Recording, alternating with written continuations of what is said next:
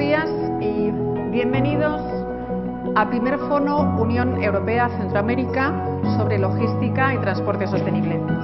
Desde Cámara de España queremos agradecer su presencia en nuestra sede, a todos aquellos participantes que hoy nos acompañan, así como a aquellos que se conectan vía telemática. Quiero dar también la bienvenida a los representantes de las instituciones que han hecho posible este evento, como la Confederación Española de Organizaciones Empresariales, su vicepresidente Gerardo Cuerva, y CES España Exportación e Inversiones, su director general Javier Serra, así como el representante de la Dirección General de Comercio de la Comisión Europea en Costa Rica, Máximo de Luca, y la participación de ponentes de primer nivel de instituciones públicas y privadas y organismos financieros internacionales como son el Banco Europeo de Inversiones, el Banco Interamericano de Desarrollo, el Banco de Desarrollo de América Latina, CAF, y el Banco Centroamericano de Integración Económica. Contaremos también con la participación vía telemática de la Secretaria General de Transporte y Movilidad de España, María José Rayo, del Secretario General de SIECA, Francisco de Lima, y del director de la Unidad de Coordinación y Planificación de la Dirección General de Movilidad y Transporte de la Comisión Europea, Pier Paolo Settembri. Esta jornada plasma la colaboración entre instituciones públicas y privadas europeas y latinoamericanas alrededor de los retos y oportunidades que plantea la logística, el transporte y la movilidad sostenibles, poniendo el foco en el desarrollo del acuerdo de la Asociación de Unión Europea-Centroamérica, que este año celebra su 10º aniversario. También hablaremos sobre la reorganización del comercio y la inversión internacionales y las cadenas globales de valor en un entorno pospandemia, un proceso que sin duda se verá aún más afectado por los retos, por los efectos geoestratégicos provocados por la agresión militar de Rusia a Ucrania. Sin más, pido al secretario general de la Cámara de Comercio de España, don Adolfo Díaz Zambrona, que tome la palabra para comenzar la sesión inaugural de este foro. Muchas gracias.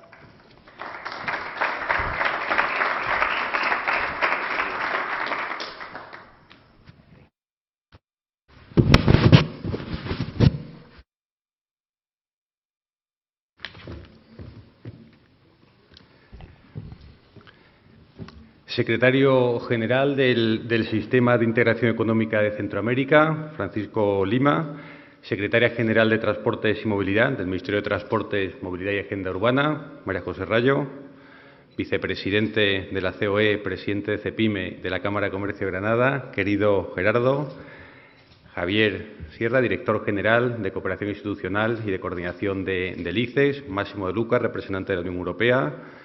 También quiero saludar en streaming a los embajadores que nos están siguiendo hoy, que son Costa Rica, Honduras, El Salvador y Panamá.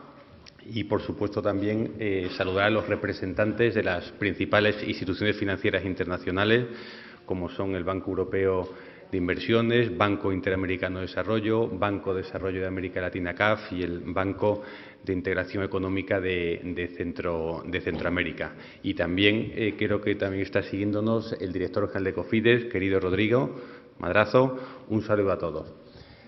En primer lugar, comienzo la intervención agradeciendo a la Comisión Europea la oportunidad que brinda la Cámara de Comercio de España de acoger este primer foro Unión Europea Centroamérica sobre el transporte, logística sostenible de Centroamérica, que está organizado conjuntamente entre la Unión Europea y, por otra parte, está el acuerdo que tienen el ICE, Secretaría de Estado de Comercio, la COE y la Cámara de Comercio de España.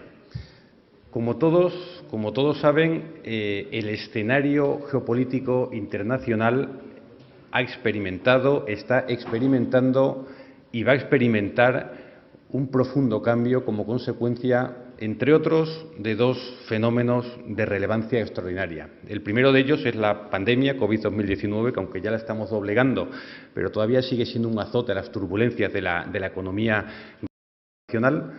Prueba de ello es lo que estamos viendo en Shanghái y que aquí seguimos todavía poco a poco. Y, por otra parte, la trágica invasión de Rusia en Ucrania, que también está haciendo romper las costuras de todo lo que son las relaciones y la geopolítica a nivel internacional. Y, precisamente, en esta etapa tan convulsa es donde consideramos que la Unión Europea, junto con Centroamérica, tienen que ocupar un lugar principal en este escenario de geopolítica internacional. Por ello, entendemos que este primer foro, Unión Europea-Centroamérica, sobre el transporte y logística sostenible, llega en un momento idóneo. Foro que constituye un ejemplo paradigmático de colaboración público-privada. En este caso está la Unión Europea, Comisión Europea, un Estado miembro, Administración General del Estado Española, Secretaría General de Transportes, ICEX, y por otra parte está por el lado empresarial Cámara de Comercio de España y COE, como digo, en el marco de ese acuerdo que tienen el ICEX, Secretaría de Comercio, Cámara de Comercio de España y COE para el desarrollo y la promoción de la internacionalización de las empresas españolas. Estamos en un momento en el que toca reivindicar ese multilateralismo que ha presidido las relaciones comerciales y económicas internacionales. Y estamos en un momento en el que hay que reivindicar todos los esfuerzos para impulsar todo tipo de relaciones comerciales internacionales. Y precisamente ahí, como todos sabemos, Europa tiene un papel fundamental. Y prueba de ello es que la Unión Europea tiene más de 70 acuerdos comerciales que ocupan buena parte de todo el territorio internacional en materia de relaciones comerciales internacionales. Y dentro de esos acuerdos está el acuerdo que tiene la Unión Europea con Centroamérica, que además, como se ha hecho referencia antes, este año cumple 10 años y que ha servido para impulsar y profundizar las relaciones entre Europa y Centroamérica. Y prueba de ello es que a día de hoy la Unión Europea es el segundo mercado de Centroamérica y además es también el segundo mercado exportador de Centroamérica a la Unión Europea. Dicho lo cual, tenemos un marco muy estable, un marco muy sólido, unos acuerdos que en principio están funcionando, pero tenemos que seguir trabajando. Y precisamente en esos trabajos es donde tenemos que hacer especial hincapié en una serie de sectores que son vitales para la economía, como son el transporte y la logística sostenible y en general la movilidad. Y precisamente, insisto, hoy es el objetivo principal de este foro. Igualmente también quiero hacer especial hincapié en el compromiso que tiene España, el compromiso que tiene la Cámara de Comercio de España y la COE con la Agenda 2030 y los Objetivos de Desarrollo Sostenible, que precisamente está la logística sostenible, que además eso redunda en beneficio o en pro de los Objetivos de Desarrollo Sostenible. Igualmente también quiero hacer especial mención al papel tan relevante que juegan en todas estas relaciones las instituciones financieras internacionales a las que me refería anteriormente y que no voy a volver a repetir. Sin más, una vez más, poner de manifiesto el compromiso que tiene en estas relaciones la Cámara de Comercio de España. Para muestra un botón, tenemos el viaje que hizo hace poco el presidente del Gobierno de España a Costa Rica para impulsar las relaciones comerciales internacionales. Costa Rica es un país donde se han identificado numerosas oportunidades para las empresas españolas y debiera ser también de manera recíproca, al mismo tiempo que también en esa función consultiva que desarrolla la Cámara de Comercio de España, en materia de internacionalización de puertos o de movilidad, también se están desarrollando una serie de iniciativas que redundarán en beneficio de estas buenas relaciones entre la Unión Europea, España, la Unión Europea y Centroeuropa. Simplemente desear el mayor éxito para esta jornada. Estoy convencido que va a ser una jornada muy productiva y que va a tener un éxito y que se convertirá este foro en una referencia a nivel internacional. Muchas gracias a todos y lo mejor de la jornada.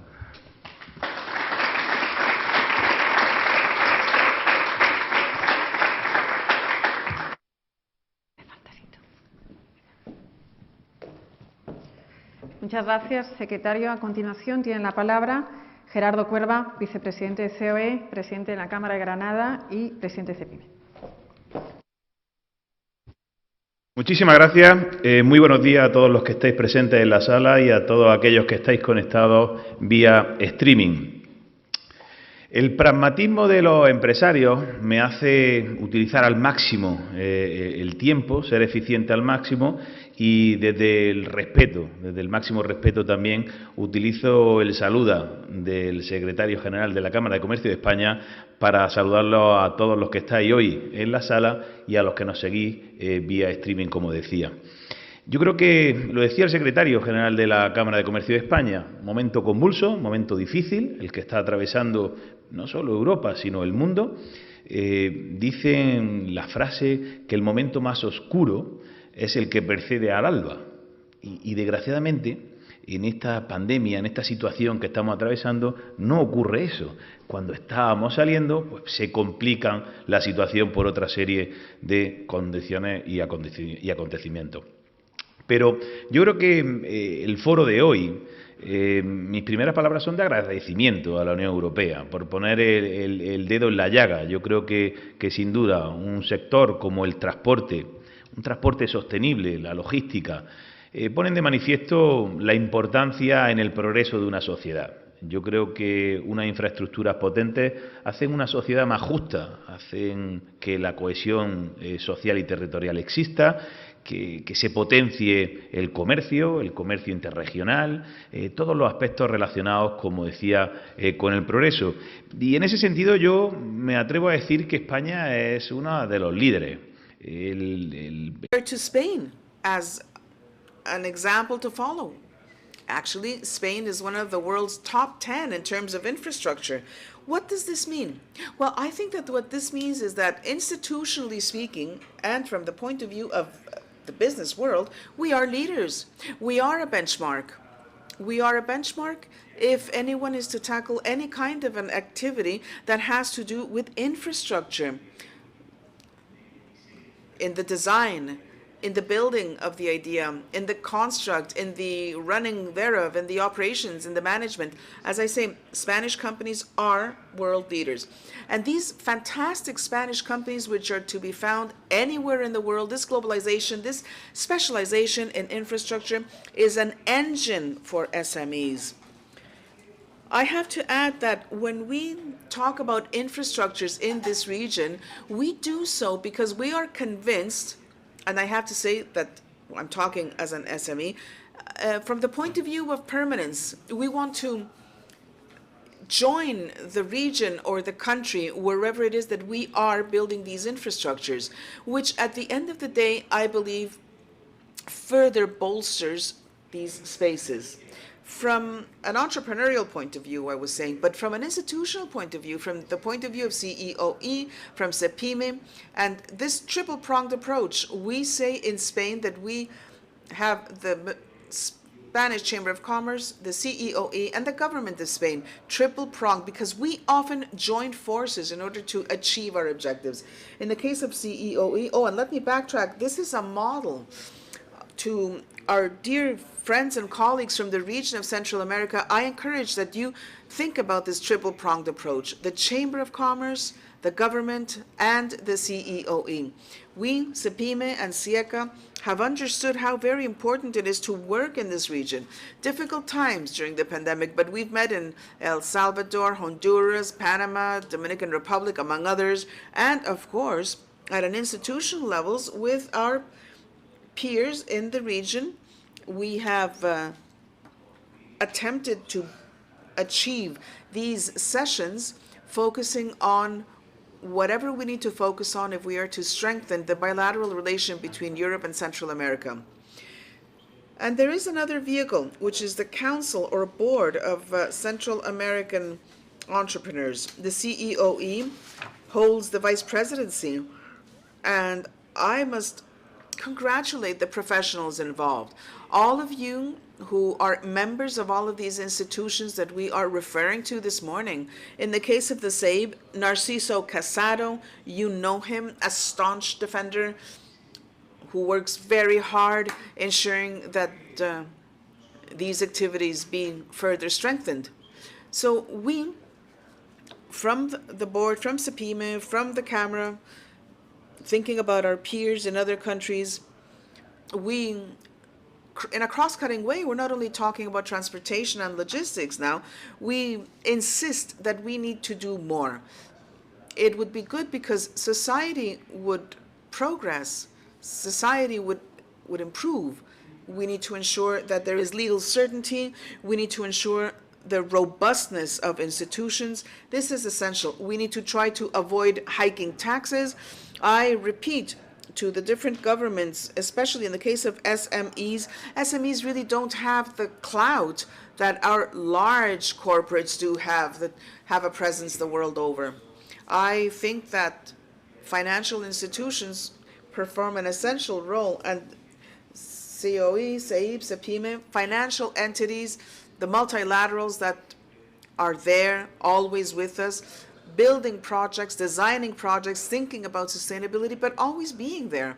And I think it's very important also to understand that the exchange of information is essential. And we from Business Europe, COE is vice president thereof also, we do our absolute utmost to strengthen this. It's been the 10th agreement of association between the European Union and Central America. We see very clearly how that connection has allowed for the further strengthening of copyright issues, elimination of a number of hurdles, tariffs, which result in booming multilateral trade. So we are available, CEPIME, CEOE, CEPIME, 24/7. We are there for you, because I think that this forum, today's forum on infrastructure, is essential if our societies are to progress. Thank you very much.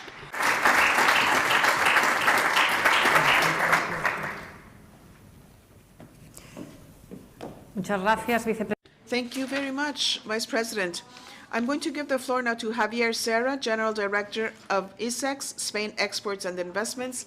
They have just organized a very important multilateral partnership whereby the companies involved have had the opportunity of understanding what the opportunities are and what the pipeline is of the sectors that we are talking about today. Thank you. Thank you to the Chamber, Cámara de España. Thank you very much for hosting us today. Thank you to our friends from CEOE. Thank you to the EU. And yes, indeed, as said today, these are turbulent times indeed. So trade agreements established by the EU and other countries guarantee a stable framework.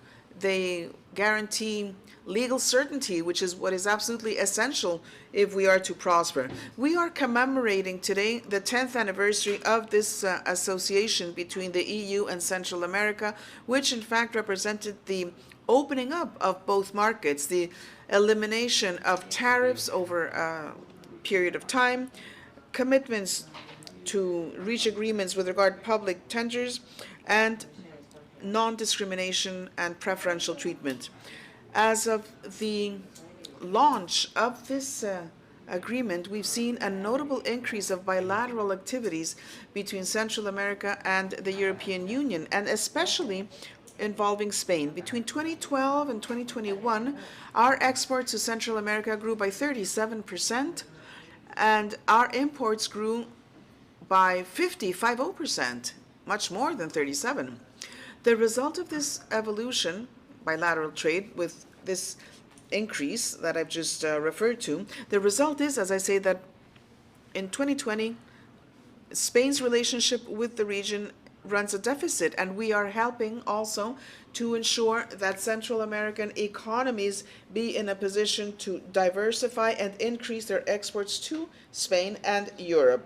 From a sectorial vantage point, I do have to say that the structure of bilateral exports has not varied too much. There's been an increase in flows, but ensuring that the sectors where we are active are maintained.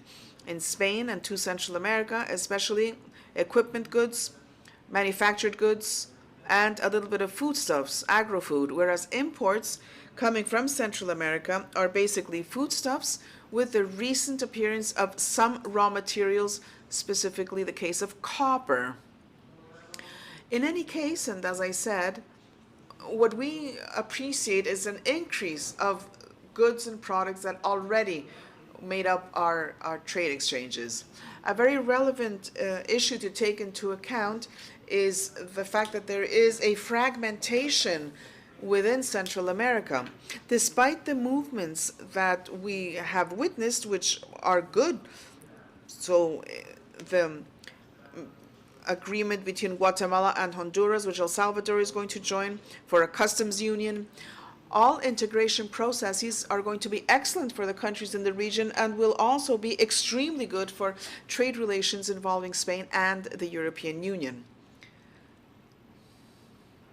And there are other sectors where opportunities come to the surface for our companies as Central America blossoms. So textile machinery, in view of the development and growth of textile industry in some parts of the region for export purposes to the U.S., and of course transportation, which is what we're talking about today.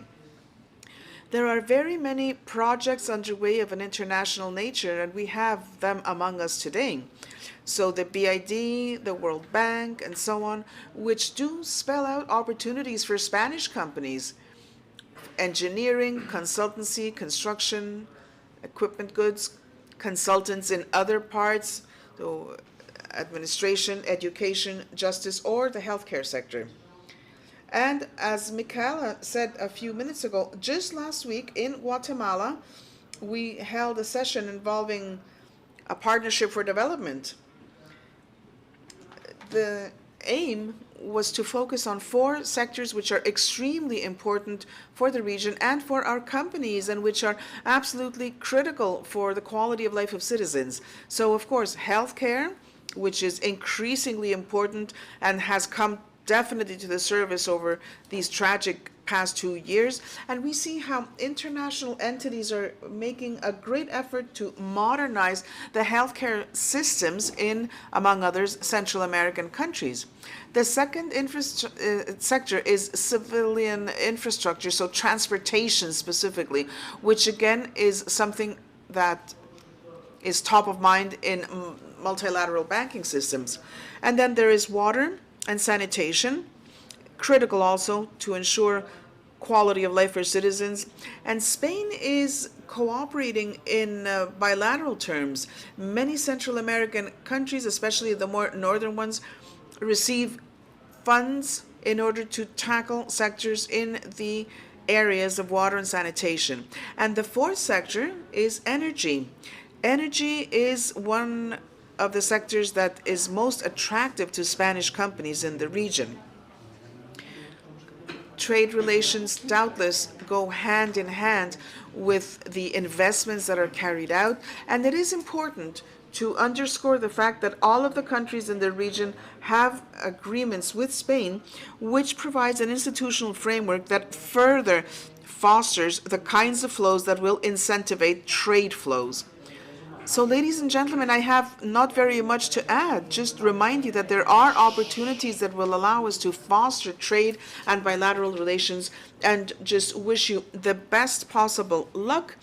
I hope that real business emanates involving European, Spanish, and Central American corporates.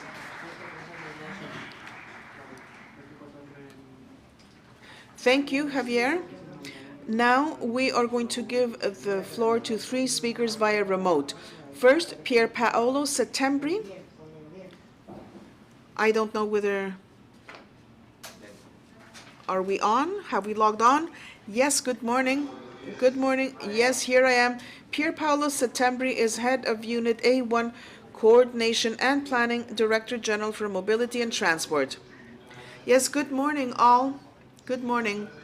I do apologize for not being with you physically in Madrid, and I do thank you also for allowing me to join you from Brussels. In times of crisis, it's important to respond in a concerted manner, in an opportune way also, and this has resulted to be very much the case throughout COVID-19, and even more so today.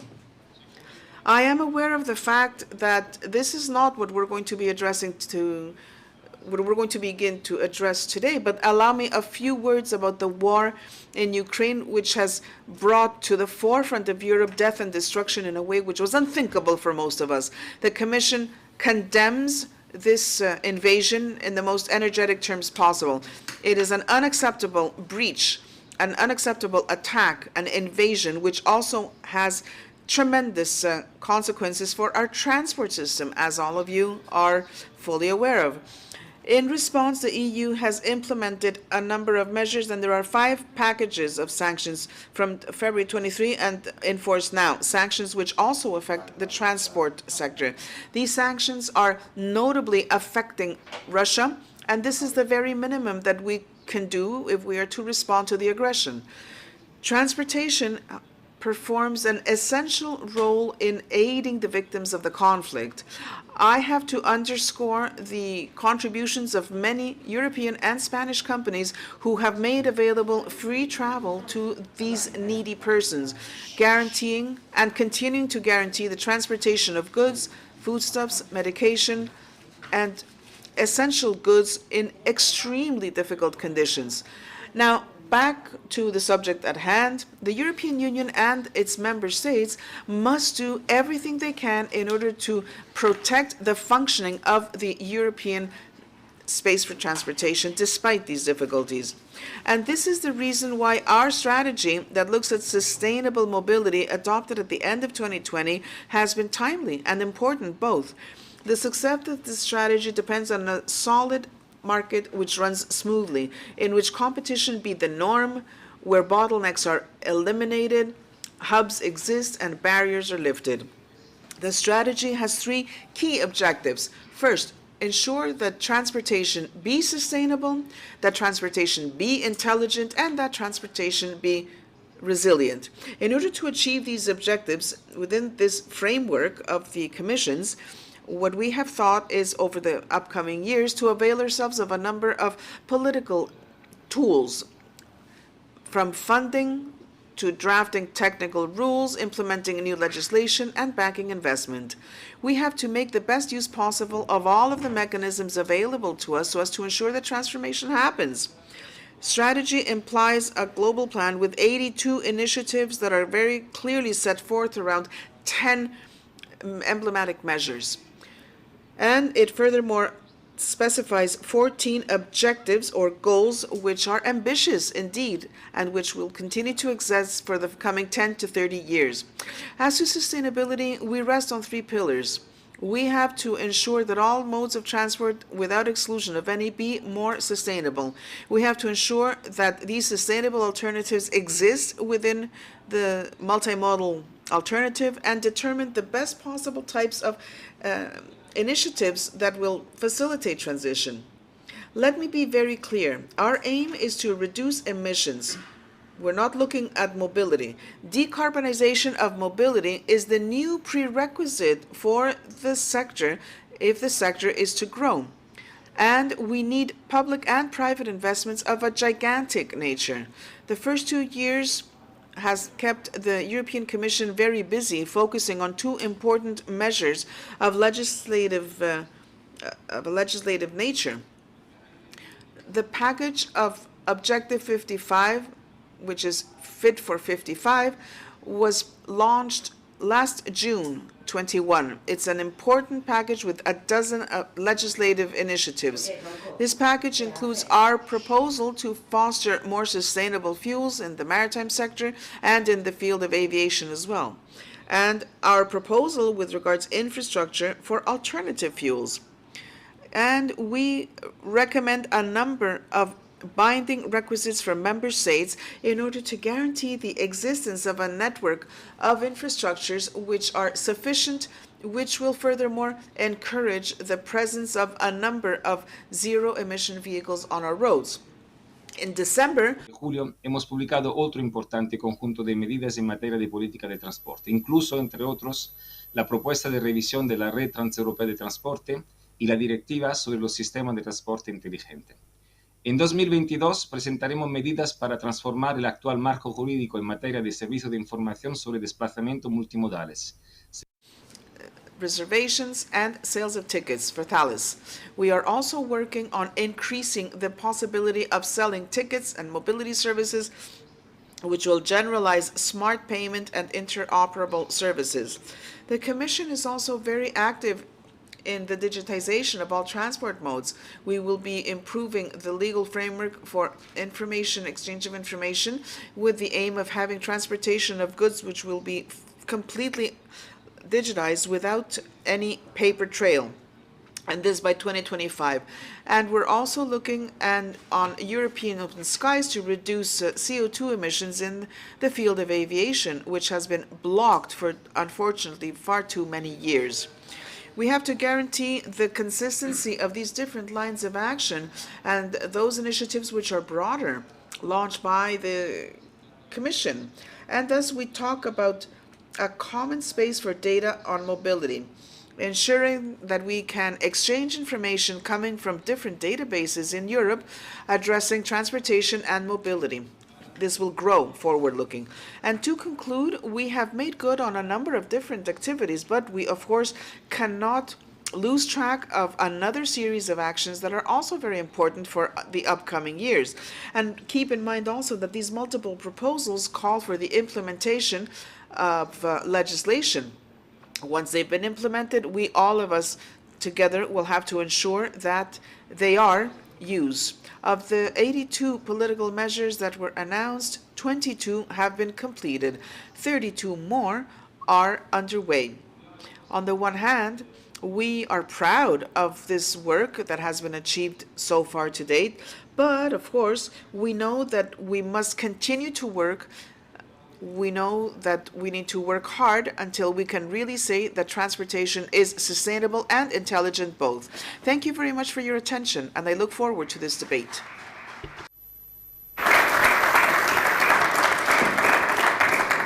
A continuación. Now, we're going to give the floor to María José Rayo, who is the Secretary General of Transports and Mobility in Spain. Ladies and gentlemen, good morning to everyone. I would like first of all to thank the Chamber of Commerce of Spain for inviting me to be part of the inauguration of this very important event, which is the first business forum centered on logistics and sustainable transport between two geographically far away regions, but very close in many social, cultural, and economic aspects, such as the Central American countries and European Union countries. It is for me a satisfaction to be able to share with you this time representing the Ministry of Transportation, Mobility and Urban Agenda of the Government of Spain. EUCA trade program financed by the EU has the aim to support the implementation of the commercial pillar of the Agreement of Association between the EU and Central America, trying to strengthen the relationships to help deploy businesses between both regions. And this agreement of trade is a very key instrument to strengthen the strategic partnership between the European Union and the Central American countries in order to strengthen the links between companies and to strengthen tourism. And it is certainly very opportune, the subjects of this forum, logistics of transports and goods, of transports of goods and passengers, they're very good for the economy and for the development of a more and more global world. It is key to have discussions forum for us such as today's, to exchange, to become more aware, to generate networks of knowledge so that we can stimulate thinking and so that we promote cooperation. No doubt, the involvement of the institutions, public institutions, but also the private industries and the private companies, it is key to advancing this common objective, which is advancing a transportation and a logistics system which is more and more sustainable, but also more and more robust and competitive. No doubt we're living in a time where the mobility and transport are being transformed in a disruptive manner. It is affecting the entire value chain of the sector. And this change of paradigm is motivated by three main change vectors. The first one is decarbonization, climate emergency. Number two is digitalization. Number three, it is demographic trends towards more urbanization. These three, together with the new trends of consumption, which are more accelerated after the pandemic, are posing a revolution in logistics and the movement of freight, traditionally related to physical processes, but it involves also legal, financial, and documental transactions. From the Ministry of Transport, Mobility, and Urban Agenda of the Government of Spain, we clearly understand that public policies in matters of transport and mobility need to give an answer to these two big challenges. Also, we know that we are going through economic difficulties and geopolitical before the pandemic, but even bigger now after the Ukraine crisis. Within this context, transport of freight, logistics, international trade are more and more relevant. We require new approaches to analyze the present and think about the future. Transportation of goods and logistics in Spain, but also in the EU and Central America, have a strategic value very clearly for the national economy, as it is corroborated by the big amounts on the representation of the employments that they have and the GDP role that they present in order to mobilize the citizens and the goods. Transport is a challenge, though. It represents 1/3 of the emissions of greenhouse effect gases. Public policies need to give a response to the challenges we're facing in the structures. But also in Spain, we passed yesterday the National Plan of Response to the social and economic consequences of Ukraine war. From a structural approach, one of the objectives that we have is to strengthen, to consolidate the role of Spain as an international transport node, as a logistic intercontinental platform for Europe, promoting the creation of multimodal networks that we can have interconnected and interoperated so that they promote the connection of the main Spanish systems with the European and the global markets, especially interested in our connection with Latin America, that we have a very important relationship with. Finally, I'm going to finish by thanking once again the organizers for inviting me. I am convinced that the sessions that you will hold now and all of the presentations are going to be very interesting, and I'm sure that they're going to contribute to strengthen the trade relationships between the EU and Central America. Thank you very much.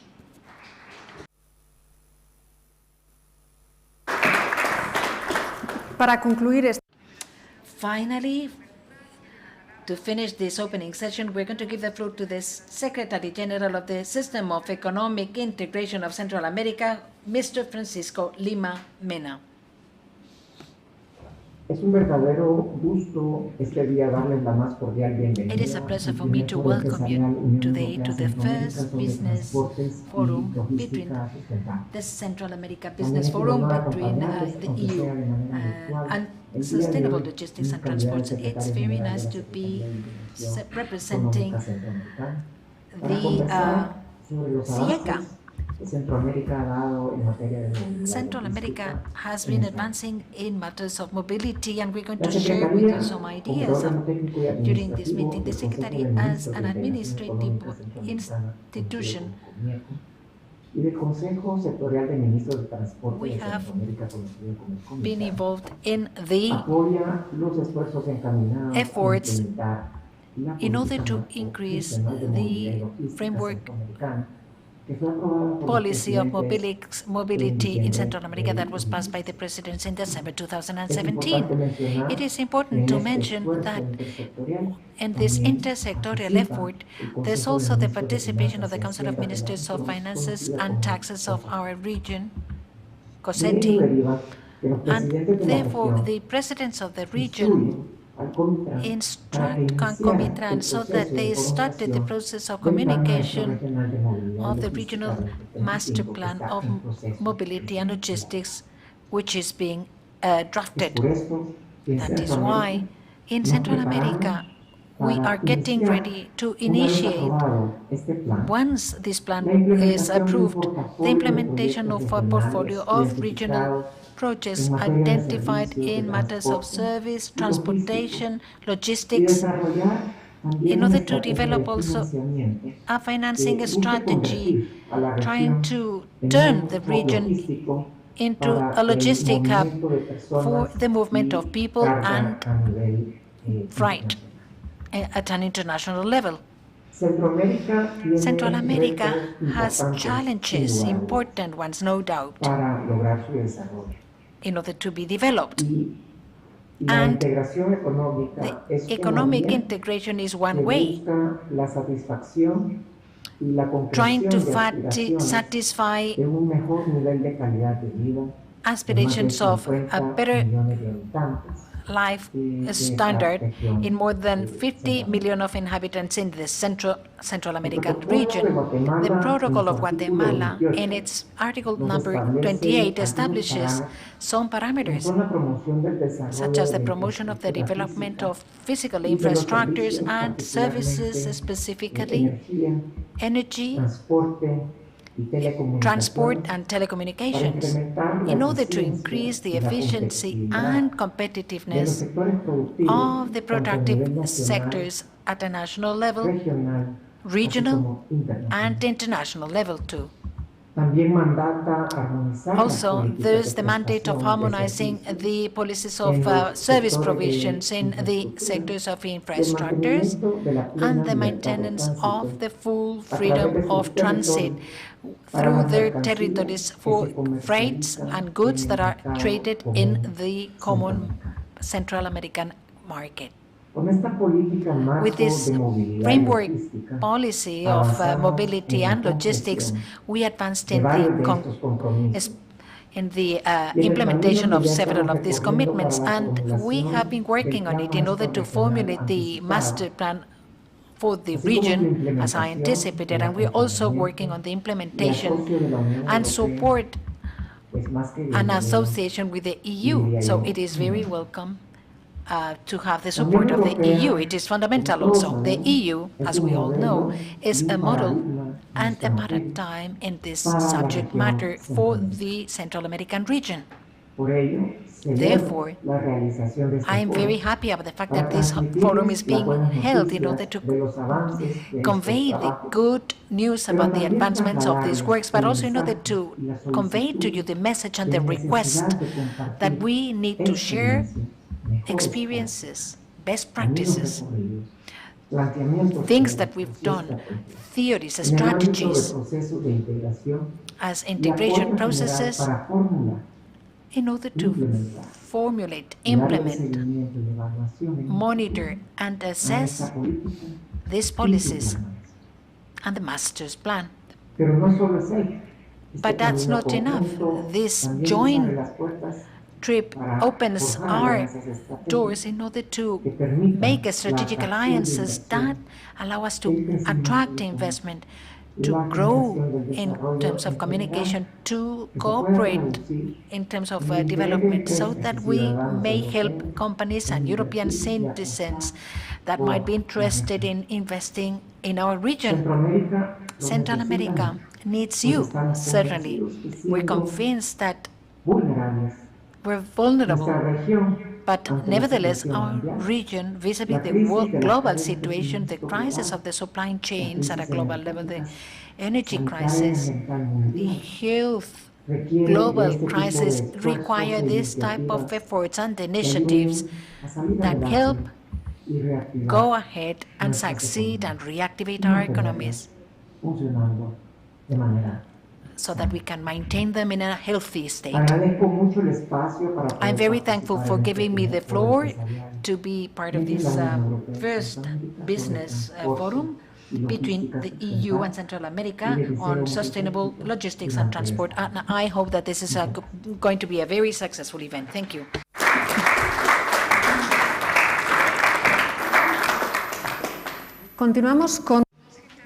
We're going to continue talking about the Central America Association Agreement, a solid framework to develop trade and FDI between both regions. Please, Massimo De Luca, Head of Trade, EU Delegation to Costa Rica.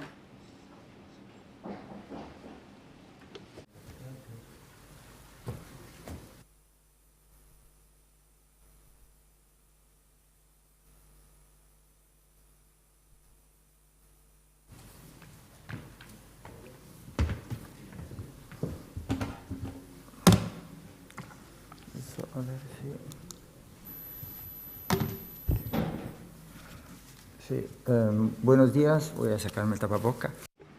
Good morning, I'm going to take off my mask. I have a question. With respect to my presentation, I don't know how you're going to show it on the screen.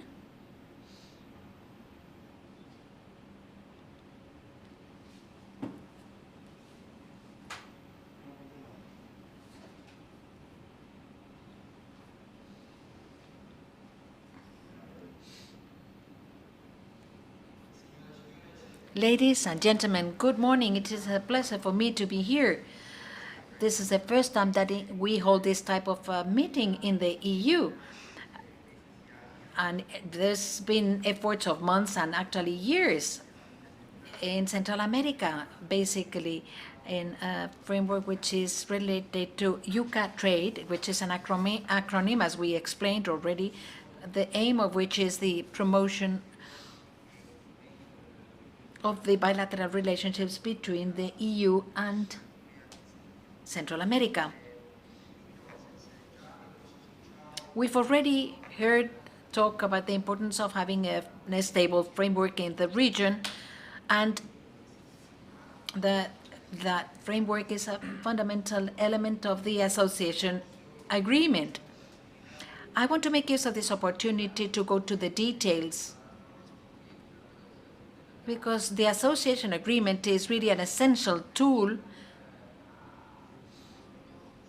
for businesses also, because really the association agreement may be something that we can continue exploiting as a stable framework that helps us promote our bilateral trade relationships. We have already mentioned that we are celebrating our 10th anniversary of the signing of the association agreement. We've already talked about the general objectives and the main characteristics of this agreement, right? Switch into English because the presentation is in English. Is it okay? Thank you so much. So the association agreement contains most of the general features that really make up a new generation agreement, and is capable of assisting business as well in a number of respects in terms of liberalization, but also, as was already mentioned, and I really must thank the preceding speakers for highlighting issues such as intellectual property and public procurement. An aspect that is coming up really as a fundamental aspect is sustainability, and the sustainability provisions that we have in the agreement that allow really both parties to deepen the relationship also when it comes to sustainable value chains and sustainability of economic activities, including what brings us today, transport and logistics. So just really to give you a general overview about liberalization, you see that most really tariff lines have been liberalized, and this year marks a very important year because in fact most of the tariff lines are coming down to zero both ways. Okay, so just for you to be aware of this facility. And of course, as you can imagine, industrial goods are generally down to zero, and there are still exclusions when it comes to some agricultural products, for which at times we have introduced tariff rate quotas, meaning, for example, in the case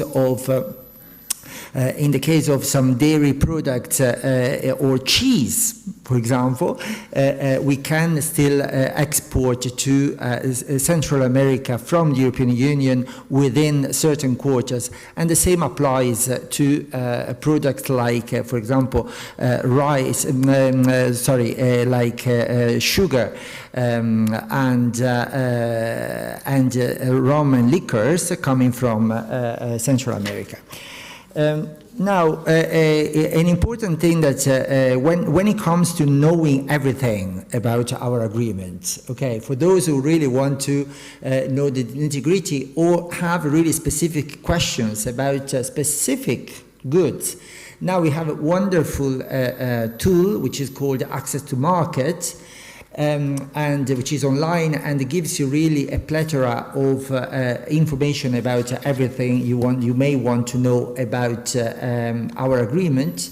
In fact, our beautiful region, Central America, was the first one to have a dedicated subsection and regional and national page on this global platform developed by the European Union. So I wish our friends of the Chamber of Commerce and ISEX could really make full use of this wonderful platform. Now, as we said, there are specific issues that really are important for our business, even when it comes to the infrastructure logistics. For example, for standards, we have general disciplines which are inspired by the WTO, but then we also have specific provisions that facilitate the recognition of standards between the two regions. And I don't want to go into detail, but I just would like you to be aware of that. Okay.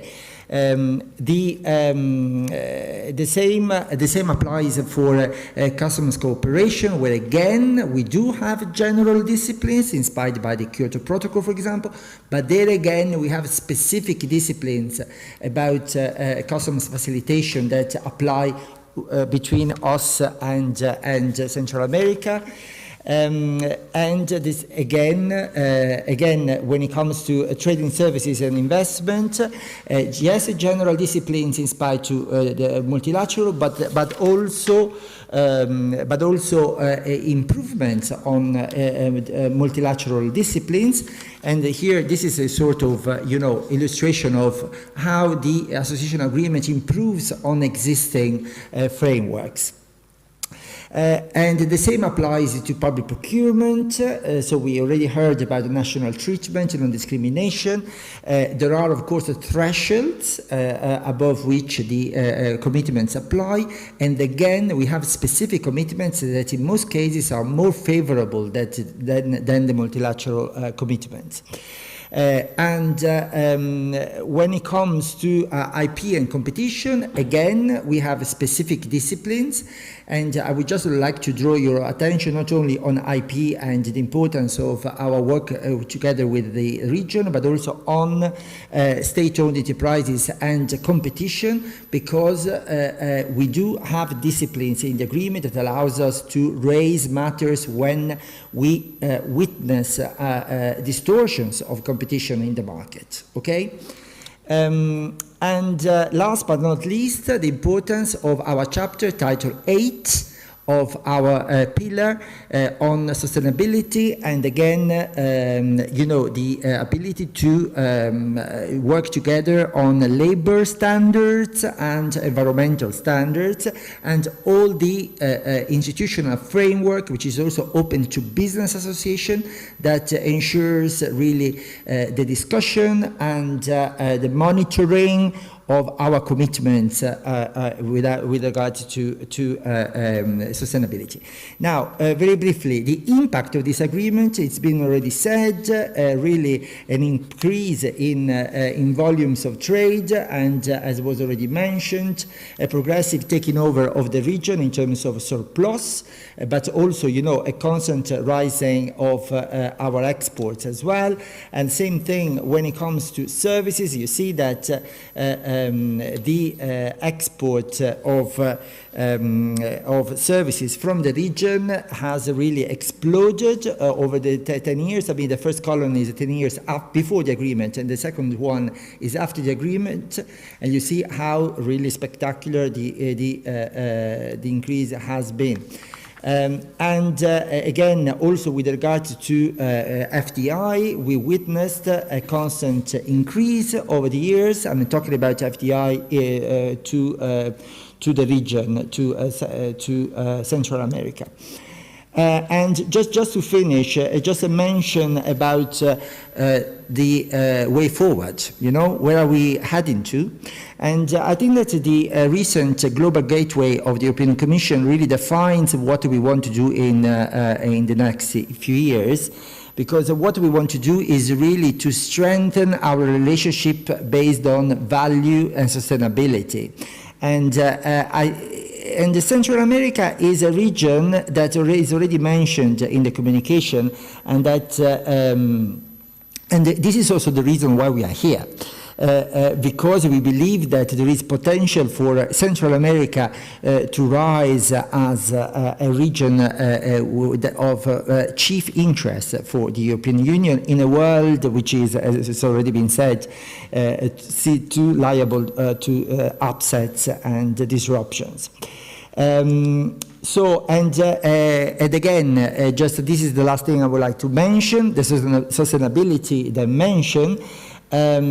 We're coming to transport. This is something that we discussed in our institutional framework of this association agreement. Transport pollution in Central America is a serious matter. As we know, Central America is brilliant when it comes to producing electricity and green electricity, but transport is still a main source of pollution. We have to be aware of that, okay? So a lot of potential, but there's also a lot of potential to find solutions for pollution, because there's a huge potential for production of green fuels, green hydrogen. And this is really borne out also by national plans and regional plans. We will hear more about that today. And also, as already been mentioned, but really never get tired to hear this, the regional dimension and the regional integration is really the answer when it comes to one side, the business, but also the sustainability of our business. So with that, I'd just like to thank you wholeheartedly and wish you a wonderful session this morning. Thank you.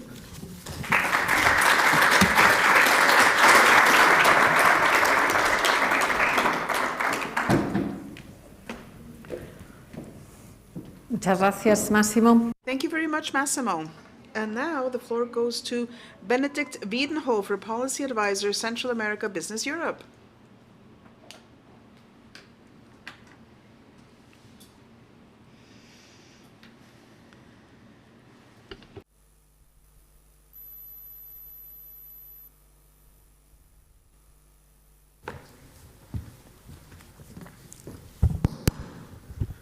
Buenos días a todos y todas. Good morning, ladies and gentlemen. Let me begin by thanking the Cámara de Comercio for having made it possible for us to meet today, and thank you to the organizers also. I have to say that it is a very important event. I am absolutely delighted to be spending time with all of your good selves today. I also am going to address you in English. The network of EU free trade agreements is key for the competitiveness of European companies. It opens new markets, helps create a level playing field, facilitates access to inputs, and improves the investment climate for European investors. The EU-Central American Agreement entered into force in 2013, and as such, it forms part of the EU's new generation agreement, as Massimo already mentioned.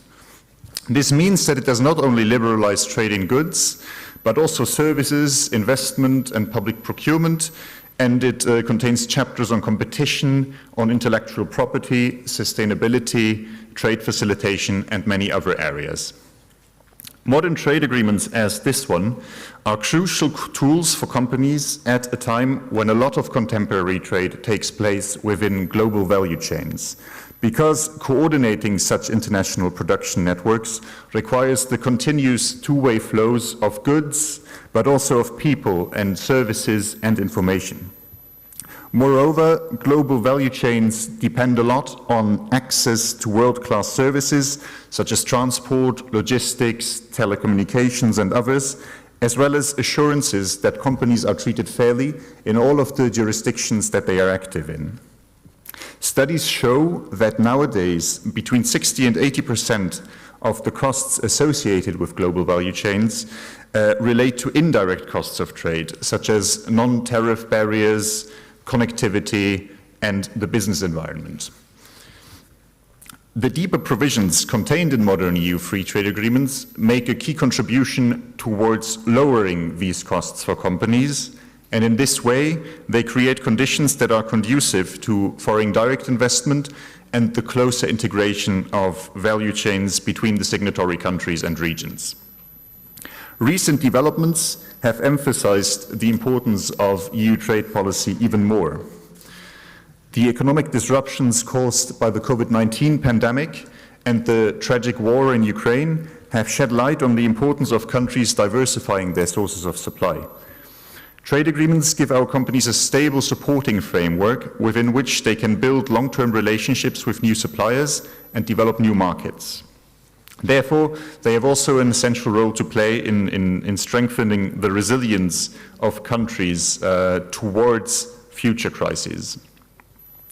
Due to the geographic distance between the EU and Central America, the scope for close value chain integration of our regions for export to Europe is of course somewhat limited, although there is certainly a scope.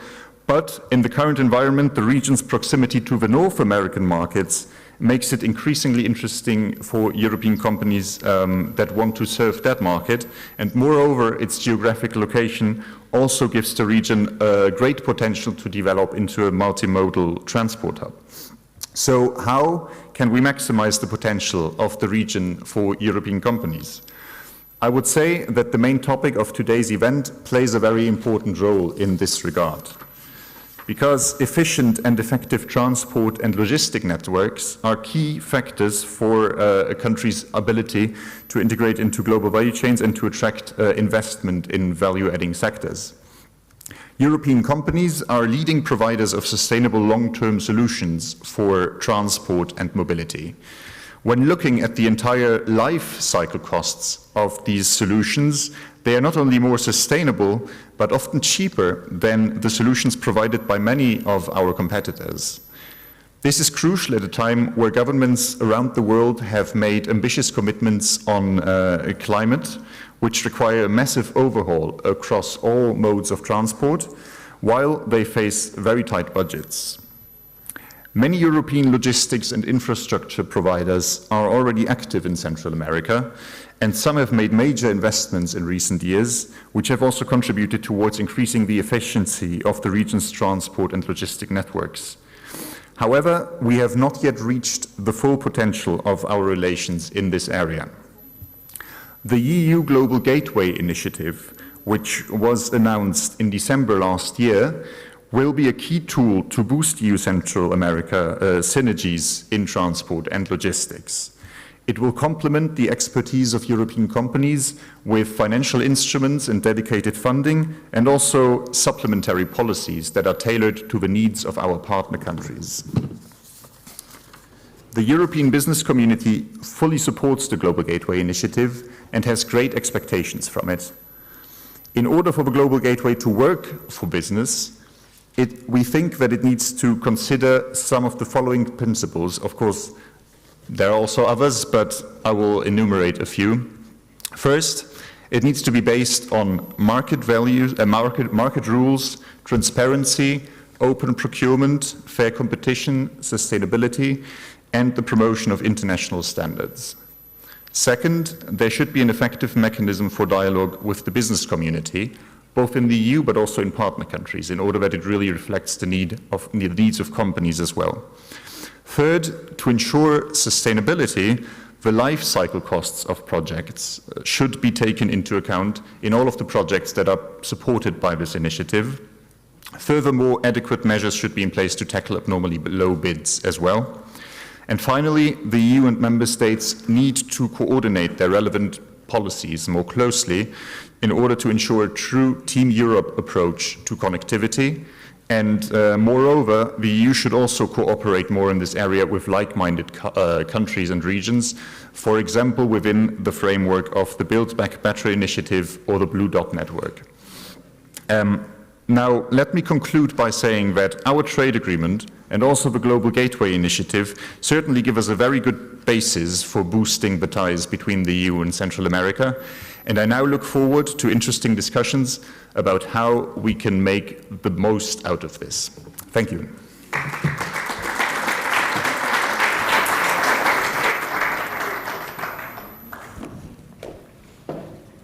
Thank you very much. Damos paso al siguiente panel. And now we commence the next panel. We're going to talk about opportunities in the logistics and transportation sector in Central America. Rafael Oyela is Deputy Director, International Division, Spain Chamber of Commerce. He will be our moderator. And I'm going to ask you to please join me here. I invite the participants to take their places. Thank you.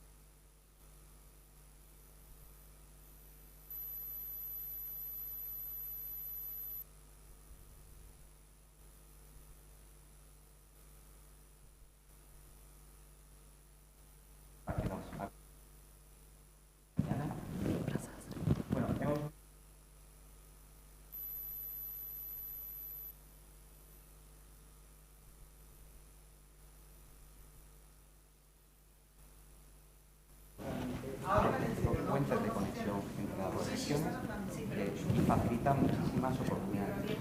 En este segundo bloque vamos a analizar oportunidades concretas que hemos identificado en la región. Posteriormente afrontaremos también en profundidad el tema clave de la financiación y finalizaremos con una sesión sobre la innovación aplicada a la logística de transporte sostenible. Hoy tengo el gusto de que me acompañe y agradezco mucho su presencia Carolina Palma, que es la team leader del proyecto UK-Trade Costa Rica. Rafael Oyuela. Costa Rica. Estoy también acompañado. Sí, es el moderador. ¿Le paso el micrófono de mano? Ahora, sí. Ilia Espino de Marota, que es la administradora adjunta de la Autoridad del Canal de Panamá. También Mónica Zenini, que es la presidenta del Comité. Also, Monica Segnini, President of Costa Rica Competitiveness, and Eduardo Espinoza, who is DG of Integration, Facilitation of Trade, and Transportation at CIECA. Eduardo Espinoza. So we're going to begin now with an assessment of important projects, important opportunities that have been identified, and we will be addressing these issues with all of your good selves. This has been analyzed and addressed by Carolina Palma from Costa Rica, and we will be hearing about important projects, nearshoring, which is taking place now.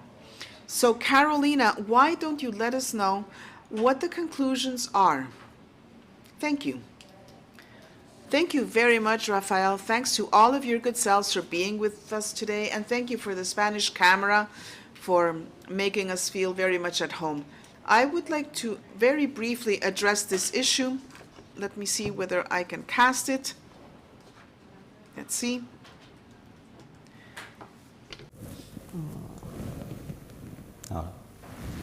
No, parece que no. Sí, no. sí. Ya, ahora sí. Sí, sí. Okay.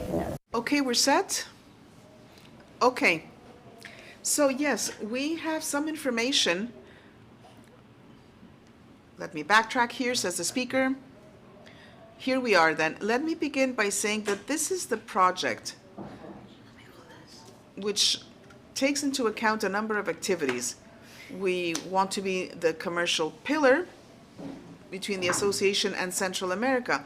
As a part of the project, we have carried out a number of studies in order to identify the sectors which are relevant in Central America. There are 3 sectorial studies which approach different initiatives which are sustainable or green.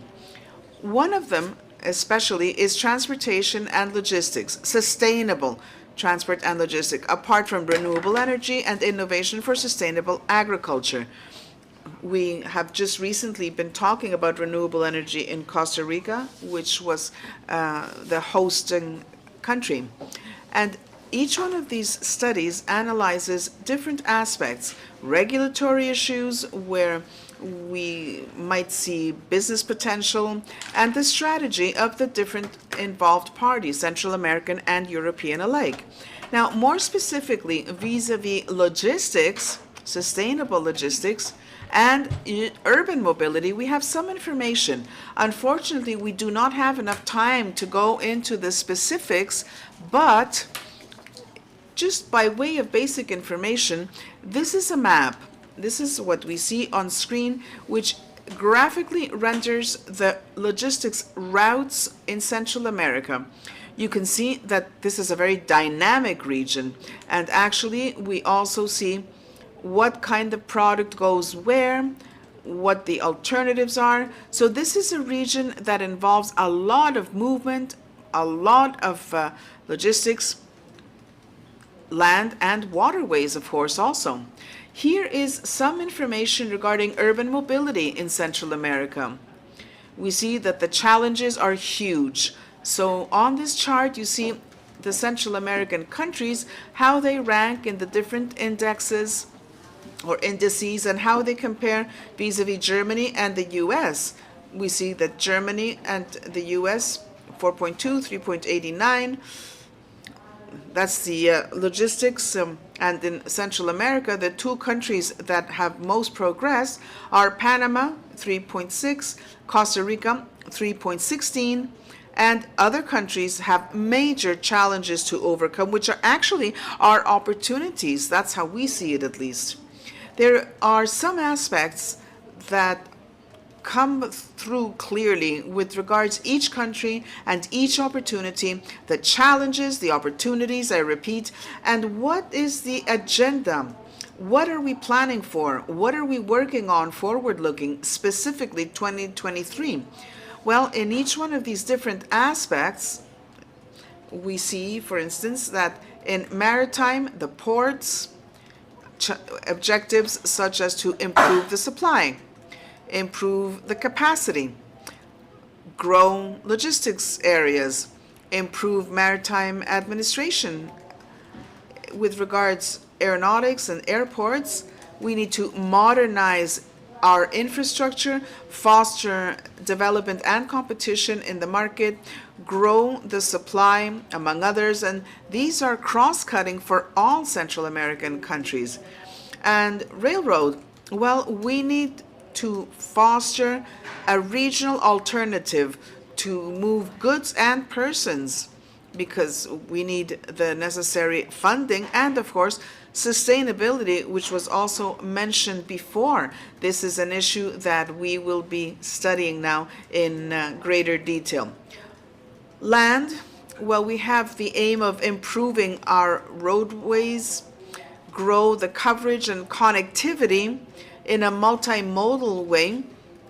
This is important, and this would include rural roads, improving safety, security, and resiliency, improving the quality of services to be provided. Now, as to border issues, well, we have also been working along these lines. You saw that map I showed you at the beginning of my address, the amount of transportation there is in all of Central America crossing borders.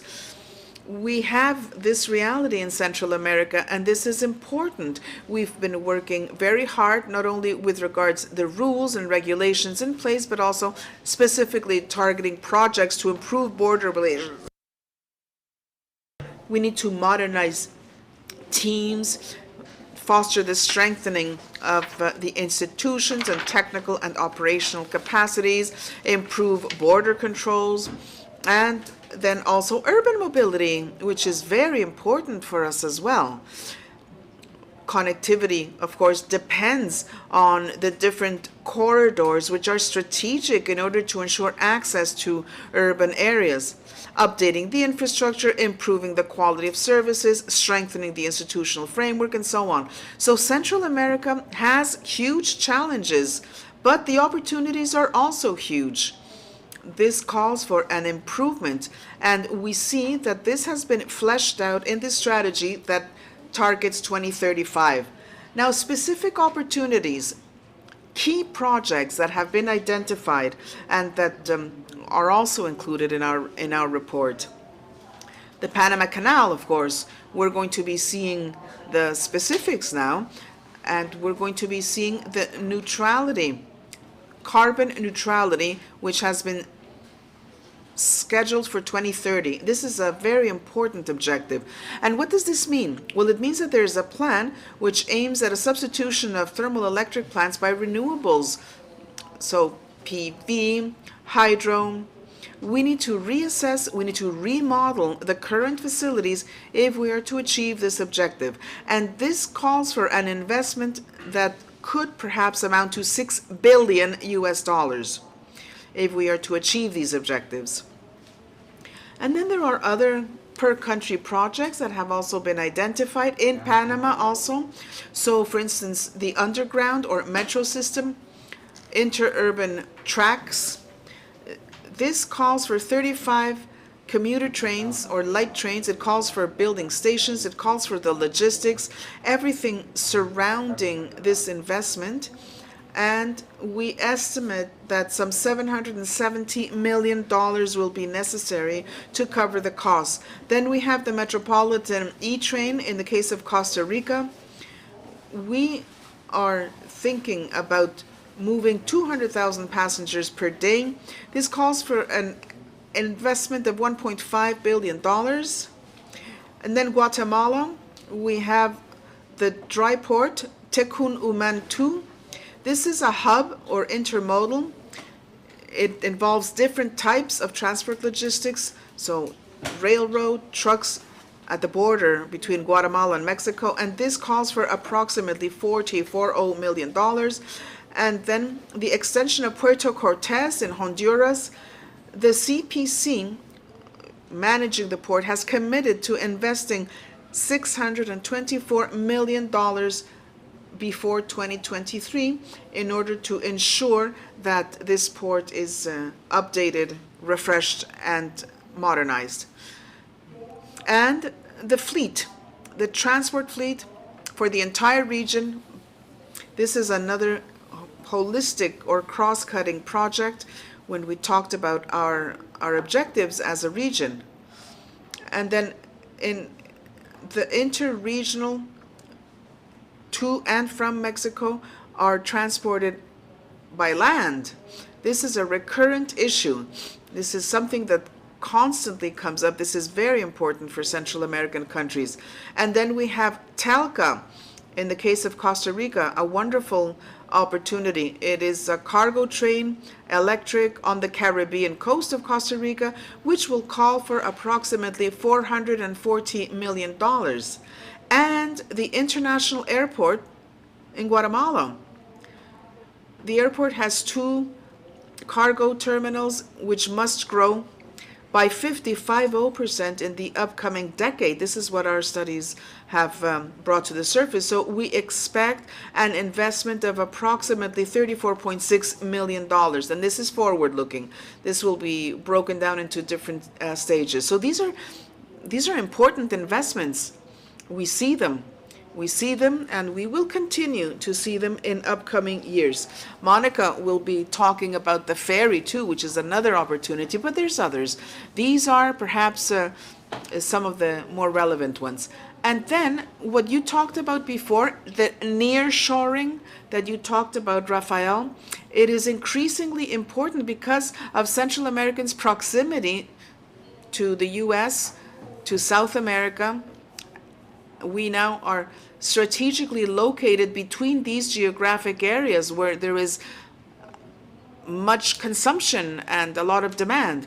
So we've been studying this. We have kept the challenges in mind that come to the surface. We see the maritime chaos that we suffered last year, and we believe that Central America really is a golden opportunity to establish operations in our countries which are closer to those final markets. We're very close to the US, Mexico, and South America. And we have a regulatory framework that incentivizes these activities in all of these countries, that allows to have the Costa Rica very solid with incentives such as reduction or elimination of tariffs or taxes on imports, the elimination or exemptions on taxes, the SEM in Panama, which is very important, Cologne, for instance, which have been developed.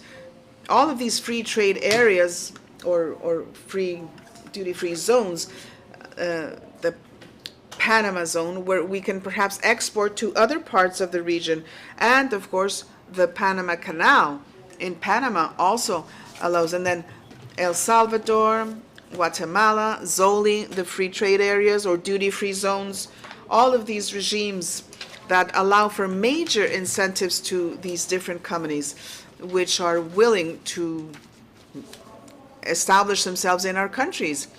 We see that these projects are being monitored. So we have the Inter-Ocean Dry Canal in Honduras, the Central American Ferry, Puerto Caldera in Costa Rica. So we see that we are inviting all of you to please visit our website, please check the specifics, and maybe also something that you will find some success stories. Just a little bit of information as a backdrop. APM Terminals, which is a subsidiary of Maersk from the Netherlands. It is one of the largest operators the world over, a European company. And in Central America, APM Terminals was entrusted with managing two very important ports, Puerto Quetzal in Guatemala and TCM in Costa Rica, the Moine container terminal. This is the largest between Mexico and the Panama Canal, and the TCM was one of the most important investments in Costa Rica. Approximately $870 million were invested, and we have a plan that aims to grow the capacity of the TCM to actually manage ships 4 times the size of current ones. So that's future investments that will be called for. So this is our universe in Central America. Fantastic opportunities, and our colleagues will be able to give specifics. The report is available if you want to read it, if you want to query, and if you want to disseminate it among yourselves. You are essential, and it's very important to keep companies advised regarding all new developments. So, Rafael, thank you very much. Thank you very much for having allowed me to address this issue. And of course, we're available for questions. Thank you very much, Carolina. Thank you very much for the analysis that you've carried out. We are running a little bit late, which is no surprise, of course. I don't want to breathe down my co-panelists' necks, but many of the projects that Carolina has mentioned are within the scope of the Central American system. In 2017, we saw the approval at the summit in Panama. We saw the framework agreement that was within CIECA, and there was a master plan. But things have happened as of 2017. There's been a lot of water passing under the bridge. There have been upheavals the world over. So I think it's going to be very important if Eduardo Espinosa can let us know his assessment, the master plan, transport, logistic in the region. What would you say? Thank you very much. Thank you very much, Rafael. Thank you to the Chamber of Commerce for organizing this event, to the European Union for also developing it. We're very interested in telling you about what we're doing in Central America in matters of mobility and logistics. As Rafael says, it is a very interesting agenda, not only for CIECA, but other intersectorial agencies that are within the framework of the intereconomic integration. Can you show the PowerPoint that was initially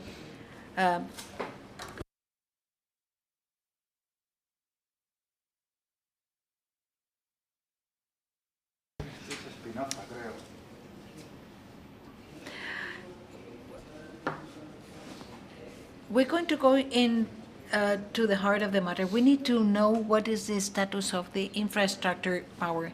Carolina gave us an excellent opening speech about what is the status of the situation of the infrastructures in Central America. One of the big challenges we have as a region is the transition towards a multimodal system for cargo and persons transport. You can see that on the screen. Central America has important assets of infrastructure. For instance, the Channel of Panama, of course, one of the most well-known and the most strategic ones. But we have around 20 international airports in Central America, which move around 400,000 tons of goods, a very small percentage as compared to what we move at a maritime sea level. In the airway freight with two international hubs, one located in San Salvador and the other one in Panama. In ground transportation, we're talking about 126,000 kilometers of roads, 6,000 of which are Central American roads, that is to say, the roads that are used for the transport of goods for the inter-American transportation. In the ground transportation, one of the big developments we have is the maintenance of the roads and the jobs of the borders and the ports. Railway, no doubt it is one of the areas for improvement of our region. 121 kilometers of railway lines only in Central America. Only 3 out of the 6 Central American countries have a railway operation nowadays. And finally, the port maritime industry, 36 ports in operation approximately. And well, here, yes, we have approximately 150 million tons of cargo moved every year. It is a challenge to have multimodality because all of those transport nodes are presently not necessarily articulated for the movement of passengers nor for the movement of ground freight. I'm going to talk about what it is that Central America is doing on that sense. Rafael said that in 2017, the heads of state and presidents of SICA approved what is known as the Framework Regional Policies for Mobility and Logistics as an instrument for regional policy, the aim of which is turning Central America into a logistic hub for the movement of passengers and international cargo. That is to say, we want to reivindicate the geographic and strategic position that we all know Central America has. And therefore, our plan gave the mandate to the Council of Ministers of Transport and COMIECO and the Council of Ministers of Finances, COSAFIN, in order to implement a regional system for mobility and logistics, which is articulated on the 6 axes that you can see on the screen: maritime, aeronautic, railway, ground, coordinated management of borders, and logistics. This is the logistic instrument that is operating in Central America nowadays, and presently with the support of JICA, which is the Japanese cooperation, we're implementing and formulating what is known as the Master Plan in Mobility and Logistics 2035. Presently, there's been an investment of around $5 million on the diagnosis and the setting up of information, collection of information, and design of the plan. What is the Master Plan? Well, there's basically 3 components: and a structural component where we talk about a portfolio of infrastructure projects. That is to say, that is the first delivery of this big master plan, a portfolio of prioritized projects with a regional vision. That is to say, beyond obviously the important efforts that we're carrying out at a national level, we're articulating the regional problems for program or projects for infrastructure. The normative component, even if we have the first level infrastructure, but if we don't have the regulatory framework to promote this trade system, we will be limited to expand into the different modalities of good transport. And then there is a financial component, which is the central part of this. How do we finance? How do we have the long-term sustainability for this size of investments? So the master plan has these 3 pillars, which are the deliveries that we are taking to the 3 boards or Council of Ministers that I've mentioned. The expectation is that in 2022, we finally take to the Ministers of Transportation the master plan as the first proposal, and next year we will have, we hope, the approval of the intersectorial instances that are analyzing this. Obviously, behind the master plan, there's different results and that we expect. Not only, it's not just a matter of installing a logistic and mobility system. We want to promote the economic reactivation. This is a trend that we use in Central America a lot. After the pandemic, we are really focused on reactivating. Investing in infrastructure and logistics with a regional view is one of the biggest strategies that might help us catalyze this necessary reactivation of the economy. Finally, I'd like to talk about the scenarios that we're discussing with JICA and with the ministers of transport. Well, they're trying to articulate the different sets of infrastructure of the region. For instance, turning the Pacific Corridor into a corridor of multimodal transport, maritime and road, which is not operating as of today. And I'm sure Ms. Monica will talk about the opportunities of cabotage in Central America. Unfortunately, nowadays, the interregional trade, 90% of it is only moved at a ground level, which certainly limits the productive diversification, but also it turns the borders into bottlenecks. We're also talking about inter-ocean corridors, dry corridors to export. And obviously, we want to promote the ports of the Caribbean to export into Europe and into the States. So the future scenarios for Central America are obviously challenging. This is not a task that we can do in the short term, but for sure, Central America nowadays wants to generate a joint vision, a common vision, so that we can promote infrastructures not only in Central America, but also so that we can attract investments jointly. And this type of events we're very thankful for, because they allow us to share these initiatives with others. We believe they're cross-cutting and very important for the development of the region. Thank you. Thank you very much, Eduardo. Congratulations for the work you're doing, because after all logistic and infrastructure projects require the vision, the regional vision and the analysis. As part of all of the projects that you've identified, there's one that maybe because of its international impact and relevance, maybe it plays a very important role, and that is why we're very lucky to have with us Ilia Espino de Marota, the Deputy Administrator of Panama Canal Authority. There's many other projects that have an important impact on this also. It is a pleasure to be with you throughout the morning. Thank you very much for the invitation. It is a pleasure to be with you today. I'm going to not focus on all of these slides. This is just so as to tell you that there's more than 180 routes and more than 1,009 ports in Panama. And this slide is important because 72% of the ships with containers, segment number 1 in Panama, they end in a Panama port. We have 3 ports, 3 in the Atlantic and 3 in the Pacific. So 72% of the ships with containers stop at some of these ships. And we have a very good and an important hub. Our main route is the eastern coast from the States to Asia. And we also have the coast, the western coast from the United States to Europe, and also intra-regional in South America.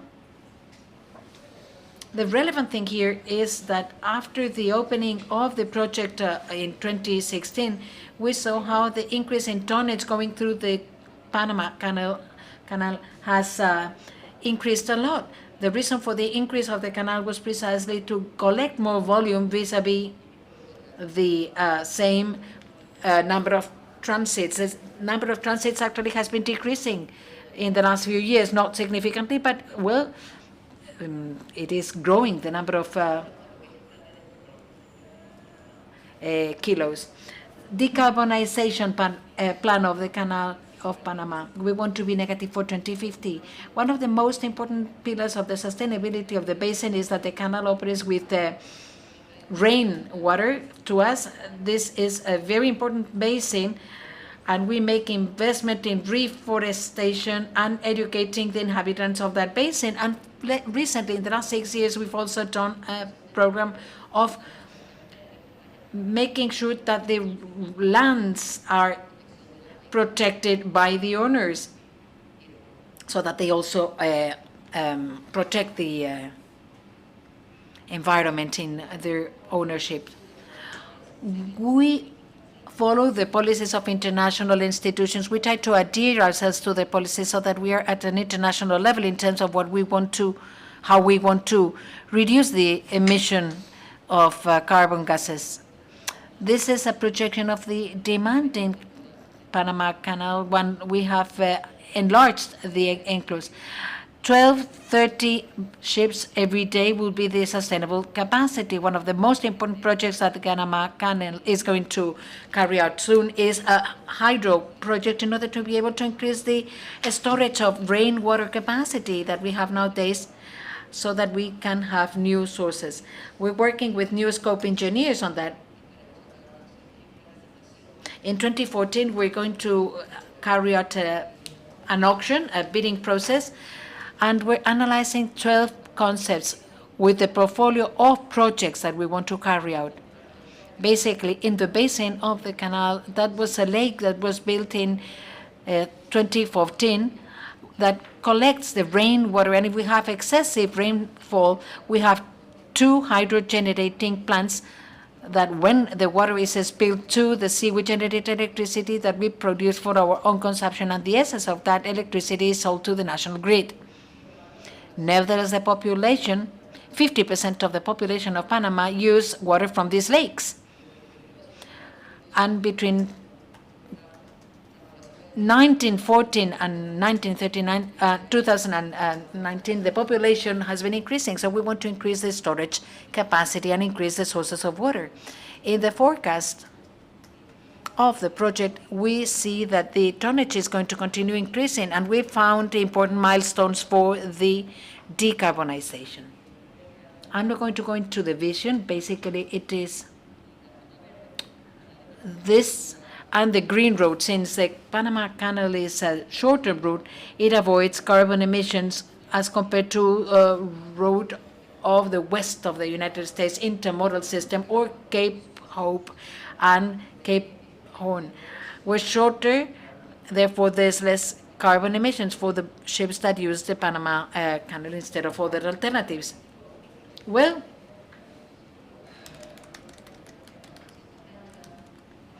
Panama Channel has more than 400 boats and many vehicles, and we want to go to solar energy. Apart from the water energy, the hydro energy that we have, we're now having a bidding contest to buy 3 new tugboats that are hybrid in order to reduce the carbon emissions of our own operation. As I mentioned, since this is a short route, we're green for our customers, but we internally we're not doing anything about it. And now we are proactively changing our fleet of tugboats. We've acquired 4 electrical vehicles, and we're going to try to replace the fleet of vehicles, and eventually we will also want to replace the fleet of boats to a hybrid system, and we want to consolidate the installations or the facilities. What we did with COVID is that we had 816 facilities between Atlantic and Pacific, and we accounted all of those in order to be able to make sure that the workers are doing a safe job. So we decided to consolidate 30% of our facilities. And there's a main campus in Atlantic and another one in the Pacific to make green businesses or buildings which will reduce transport for maintenance and for the employees of that move to different countries. So that would be neutral carbon for 2030. We're going to also open a solar energy plant in order to replace the thermal energy that we have when we don't have enough hydro generation, especially in the summertime.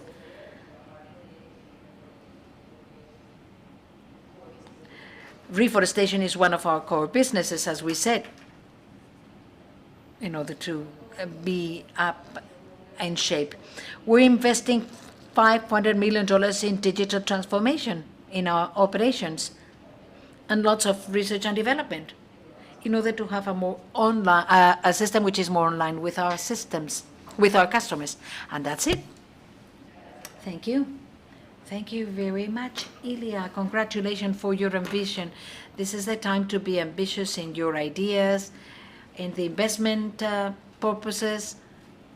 Trade and investments are a very important source of economic reactivation in these circumstances that we're living. And well, the Chamber of Spain, the ICES, and the COA, we can also help you share with others and disseminate the knowledge of this business offer. Oh, I forgot to tell you something. All of our bidding contests are published in our online on our website. They are all online, so any companies can enroll. There's like 3 categories that you can enroll, and then they would inform you that we're opening for a bidding contest any of these projects. Thank you so much, Ilya. And well, as we see, the challenges that we're facing are many and huge, and opportunities also. Monica Segnini, who is the president of the Costa Rica Competitiveness Promotion Council, has analyzed the main challenges and solutions, including multimodality that we've talked about earlier. Monica, what is the analysis that you've made of the main solutions that you are thinking about? What are the challenges that you've identified as a priority? That microphone was not working, but now it's working. Good morning to everyone. Thank you to EUCA Trade and to the Chamber of Commerce for their invitation. To me, it is a great pleasure to have the opportunity of telling you about how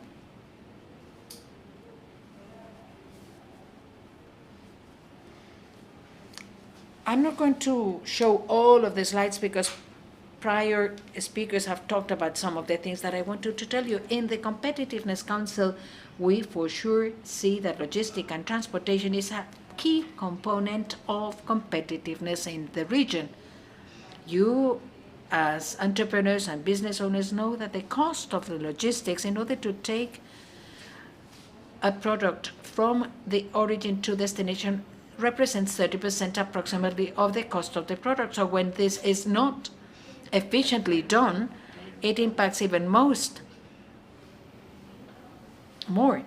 And it doesn't allow us to increase the trade exchange so that we can increase intra-Central American trade. The big question, therefore, is how is it that we can improve competitiveness through more sustainable freight transportation with the Sustainable Development Objectives? We can combine in a good way the economic impact, the environmental, and the social one. That's precisely what I'm going to talk about. When we talk about a more competitive transportation system, we're referring to the type of transport that at the lowest possible cost, and I cannot read my notes, I cannot see, that it covers the journey in the shortest possible time and at the lowest possible cost while remaining socially and environmentally sustainable. It has to be a logistic performance that efficiently executes each link in the logistic chain or segment. Finally, it needs to have measurement variables. To me, this is an important information. When we talk about new investment projects, when we talk about the demand of logistics, well, that's the idea, to have these variables into consideration. When I heard Eduardo from FIECA talking about the master plans, I believe that it is extremely important in initiatives to have these aspects into account. A more competitive logistic is one that achieves a system integration in such a way that the same efficiency and sustainability objectives are shared, because it's not good enough to make one link of the chain be effective if I have to connect myself to other non-effective or efficient links. It's wasting time and money. Very quickly, how is logistics presently in Central America? Carolina talked about some studies. Obviously, they've made efforts with initiatives of cooperation, such as the one that we are talking about. But there's still other challenges pending to take care of. The average speed in the Logistic Central American corridor is 17 kilometers per hour. Obviously, that's even lower when we get to the border crossing, because it drops to 0.89 kilometers per hour. That, with the delays in the border that may take around 48 hours, more than 92% of the regional trade is by land. Distances are short, obviously, and that is the natural type of transport. We're connected with an inter-American road, but that is not the most effective way to do things, because we have to also suffer border closures, blockades, sometimes political, social, and also, in spite of the efforts that we've made, and I'm telling you the reality as business owners, you need to know that we are still facing these challenges. There's at least 3 land border crossing points where we are working on if I want to move some goods from the south to the north of South America, of Latin America. And there's an added cost due to the insecurity of some of these segments.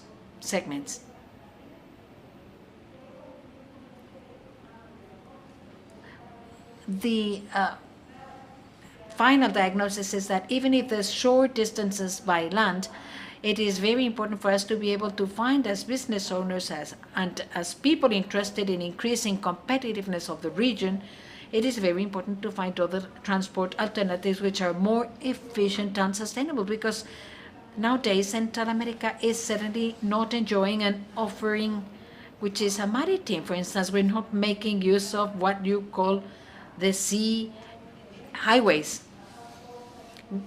In both coasts, we don't have the possibility of using cabotage or maritime short-distance transportation.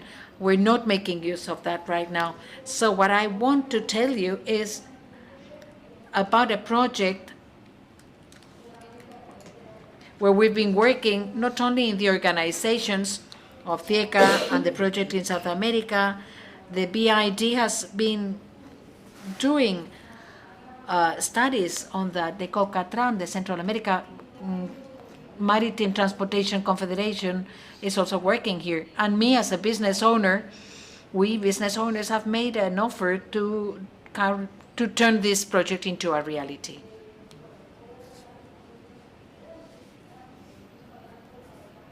We've been talking about cabotage or coastal shipping in Central America from the 80s.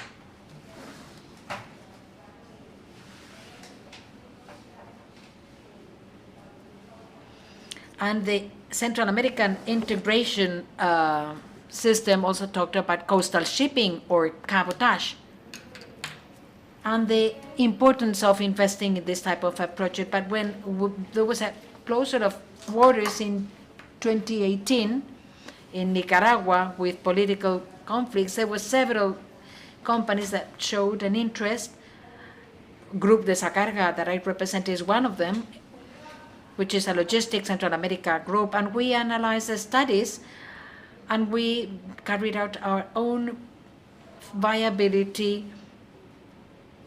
project or studies to decide whether or not to invest in this project. Afterwards, there's been some cooperation agreements, not only COCATRAN with the Santander Port authorities, that has helped the experience a lot.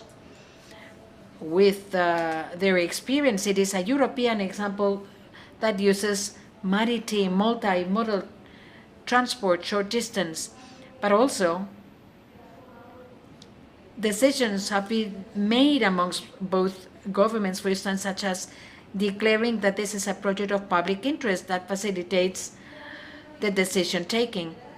And additionally, we can accelerate something which is still pending. And that's what I want to tell you about, because apart from having this association, we need to look for cooperation mechanisms amongst the two regions, and Europe is an example for Central America in the way they make use of the sea highways, and we can learn a lot from you. What are the advantages for Central America of having this project? Obviously, we want to increase the trade exchange. If we are able to make a more competitive type of transport and reduce costs, we will see new business opportunities. There's a change in the logistic chains that makes them more efficient. We save costs in terms of hours and kilometers. We decrease the environmental impact. We reduce the high traffic on roads. We are reducing the risk of insecurity on the Inter-American highway. Exporters may select the most competitive modality. Even a percentage of the land transport may be taken by ferry also. This project affects the 3 pillars of the Sustainable Development Goals: the economic, the environmental, and the social one. I won't elaborate on these slides about the American market, the intra-regional market.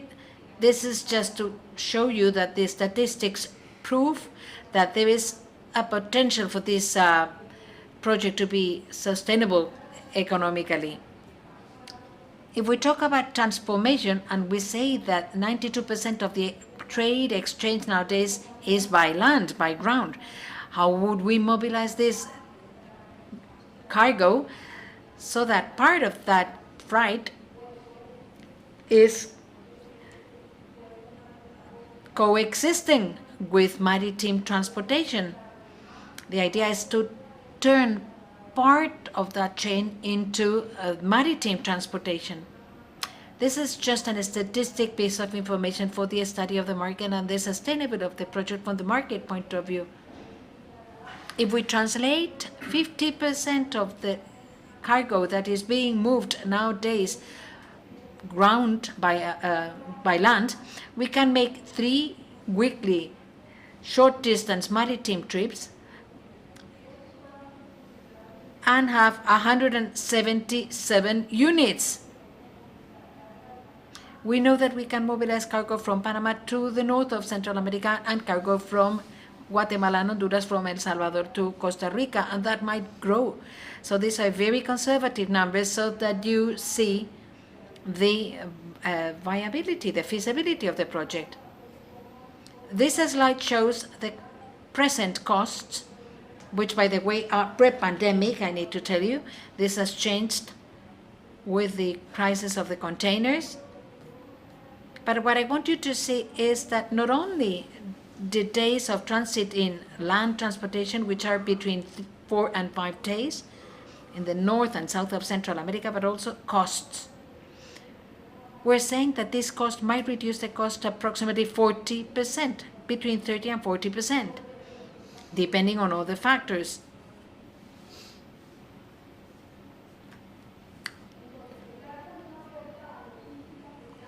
So we need a multimodal logistics supply that combines the advantages of the maritime transport and the good things of the land transport.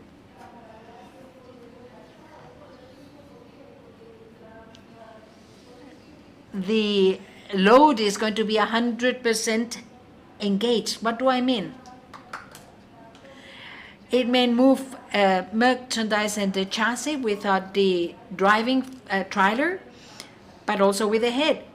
So it's hooked transportation or hooked load. In our case, the cargo needs to be transported with everything, with the driver, with the head, with the trailer, so hooked type of transport. The land transport has a certain vehicle status, and we've gone through 2 crises ever since we joined the project.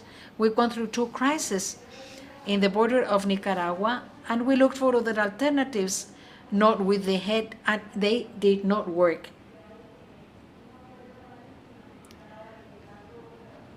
So if there is a maritime supply that is given transport in the region and they don't get to the levels that are expected, so we clearly know that it has to be a hooked type of load, a full track type of load. So the route that we're offering is a distance of 344 nautic miles with a ferry type of ship where they can leave the driver and the head of the track. The time shouldn't be longer than 20 hours. The weekly frequency should be 3 days a week.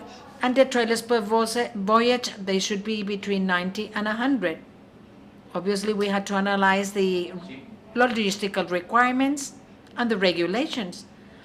Eduardo has talked about the SIECA and the plans of the logistic development, but there's things that are still pending to do.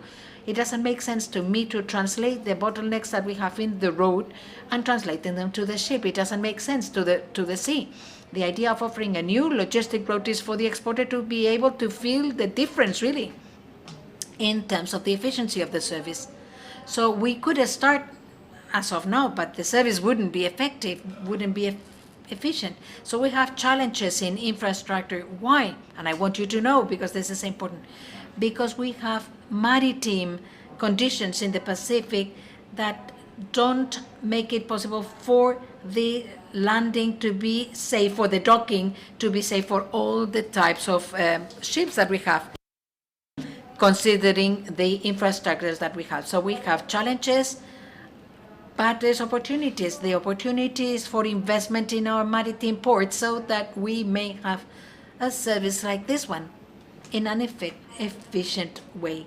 Additionally, in the case of the modernization heaters, the space of the current dock is limited, and it doesn't have a mobile ramp or the mobile non-floating. The dock is fixed so that any ship can be docked efficiently and safely. And the tides are not the same all year round also.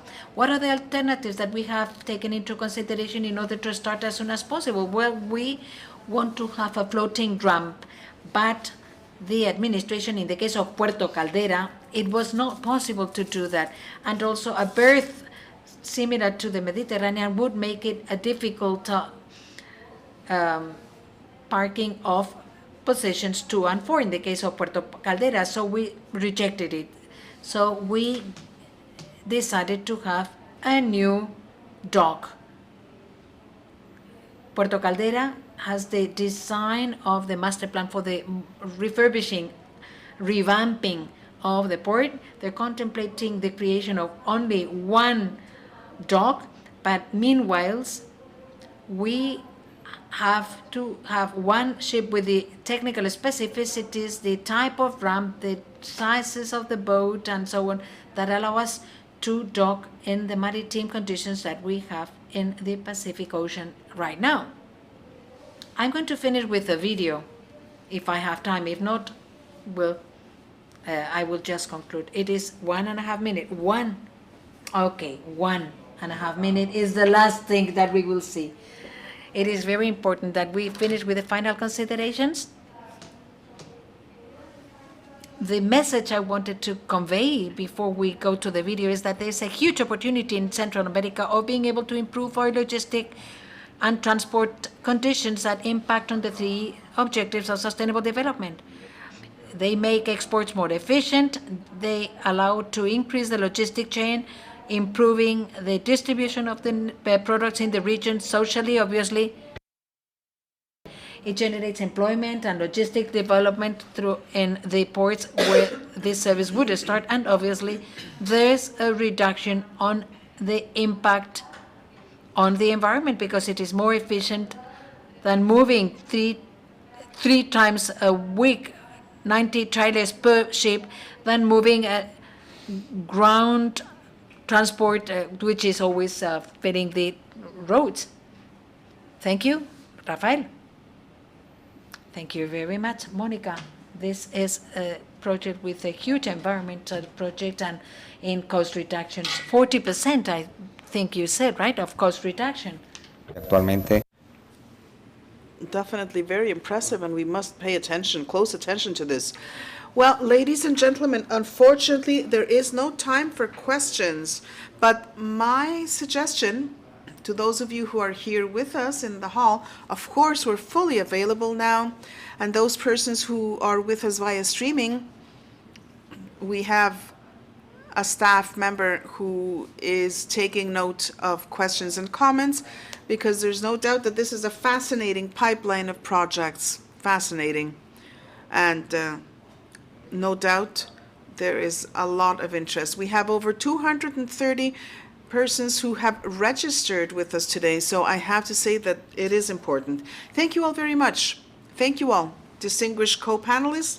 Very interesting presentations. Thank you, Massimo, for having been with us and for making it possible for us to be so very comfortable this morning.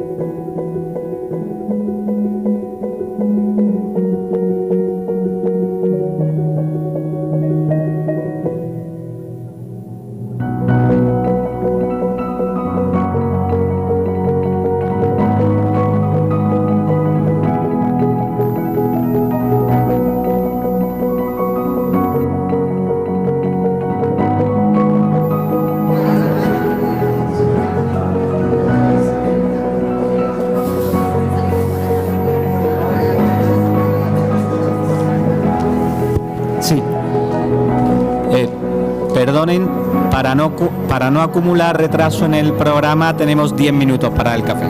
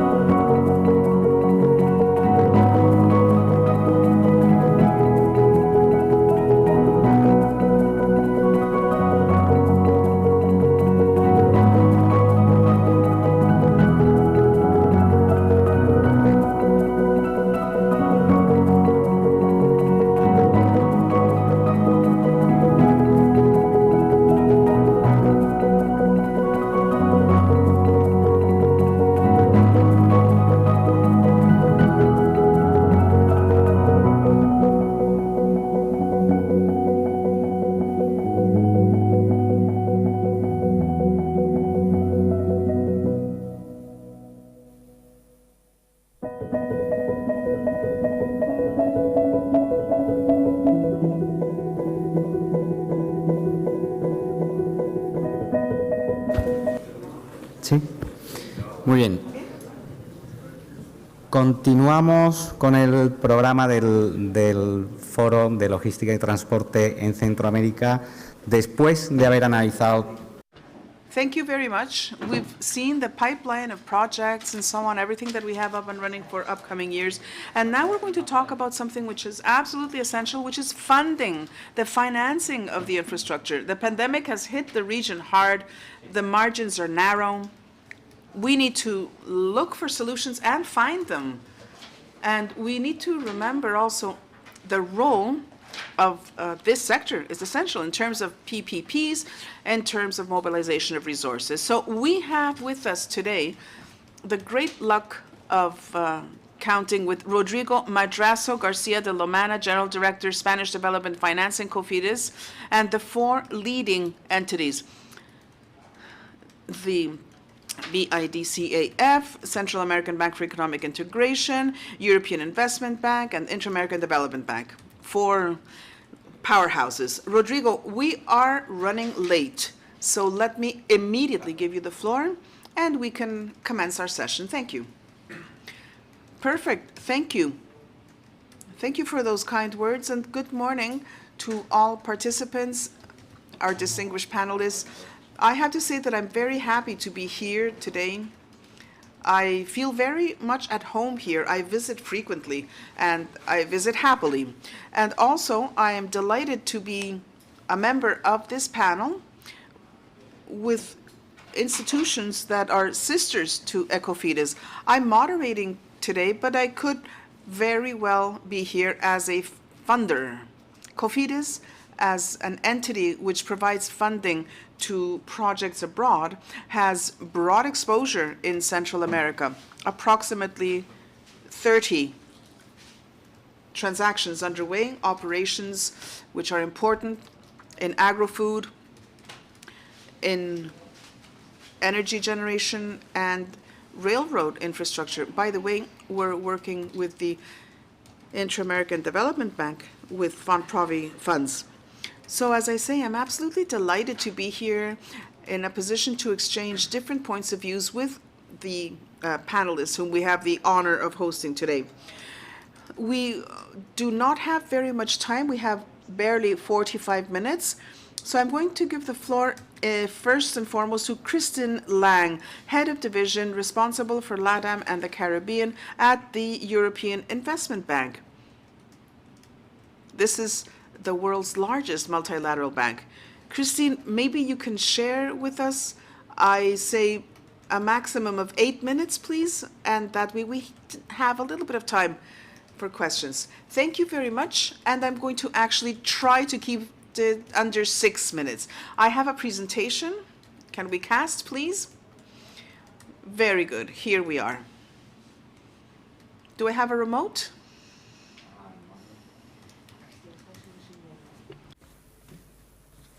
Gracias. Thank you. Let me begin by saying thank you. Thank you very much for inviting me here today. I'm here with Jose Otero, who is in charge of Central America. So, Jose, please, if you can stand up. This is Jose. And when we're closing deals in Latin America, he is your man there. We're going to very quickly take a look at who we are and what it is that we're doing. If you're taking notes, there's 3 things that you need to bear in mind. That's why I said I'm going to speak very briefly. First, it's the euro. That's first. Then the color green, and then together. You're going to see that this is the BEI, or EIB rather. Most people don't actually know what the European Investment Bank is. And I said at first that it's in Luxembourg, it's hidden by trees, so we can be protected from peering eyes. We are the bank that encompasses the 27 member states, and we represent EU policy. We work with delegations, and I'm very happy to see that there are representatives with us today. We work in order to ensure that these projects result from ideas. Last year, it's not a typo, 95 billion. This is not a typo. This is what we invested last year. I'm sorry, but not all of it was in Central America. But we reached out 8.1 billion outside of the European Union. So we are an important stakeholder. We do have an impact on projects that involve climate change. That is what we've been doing over the past few years. We have focused differently on climate change, and you're going to see why. I'm going to talk a little bit about the projects and why we can fund those projects. We issue bonds. We're AAA. And because we issue AAA bonds, we have an excellent price. Always thinking, of course, of the objectives set forth by the European authorities. So we have a group of technical experts. And I think all of you who are here are familiar with these technical experts. It could be said that they focus very much on the specifics, and there are some things which, if there's a project which is run through the EIB, we know that it's been vetted. Engineers, economists, ourselves, all of us within Europe, outside of Europe, we can benefit from their experience. If I see Spanish companies, if you are already EIB customers, well, you have worked with us before. and we can perhaps raise more funds, more activity in Latin America. That would be absolutely wonderful. We're part of Team Europe, and that's we are stronger together. We work together, and this makes us stronger. There are programs which benefit from technical assistance, and there are programs whereby technical assistance has been funded, and I think that your good selves have also benefited from those activities. But we work, as I say, together. Those are the activities that keep us busy. Europe provides that technical assistance, as I say, and then there's the funding element, which is very important. Now, when we talk about sustainable mobility, this is part of our approach. We think about climate change and we think about environmental sustainability. Today, we have seen the slew of projects. It's not a lack of projects that is a problem. It is how we together, again, I underscore together, how we can join forces in order to achieve these projects. We need to bear in mind the objectives, and we need to also remember the importance that Europe holds in funding those projects. We talked about the Panama Canal today. We have funded 10% of the enlargement of the Panama Canal, the EIB. And again, together with the IDB, we can do whatever needs to be done so as to ensure that standards, what the standards are. The project is going to be funded by Team Europe, and we're going to see what are the standards, not at the end, but from the very beginning, from the very beginning. In Latin America, we have funded the metro systems for Bogota, Quito, Buenos Aires. These are the projects that we have been funding. And in Europe, we have been funding all manner of projects. We have provided funding Europe, Africa, Asia, and Latin America. And when we think about this definition of sustainability and climate change, yes, if it fits, we can provide the funding. Maybe afterwards we will talk about 10-year initiatives. These are delegations with governments, conversations about priorities, and we are there in order to work with the different delegations so as to provide the funding necessary for those projects. So in a nutshell, we have the money, it has to be green, and we need to be together. And that is us, the EIB. Thank you very much, Christine, for this very interesting and very significant summary. I think that we can go into the specifics afterwards. And you've also talked about something that we can perhaps discuss. We have seen a lot of liquidity in markets, and we don't know whether there's more money or more projects, but things are changing now. Maybe we will no longer be seeing such a strict balance. So we can talk about this issue afterwards. Let's go from one institution, a AAA, to another, which I think is also AAA. Some of us who are here would love to be in this position. I'm going to give the floor to Fazia Pusterla, who is representative to the EU-Central American Development Bank for Europe. Fazia, I know that a part of your heart lives in Central America.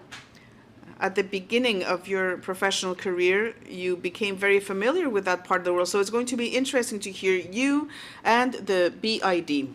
Thank you.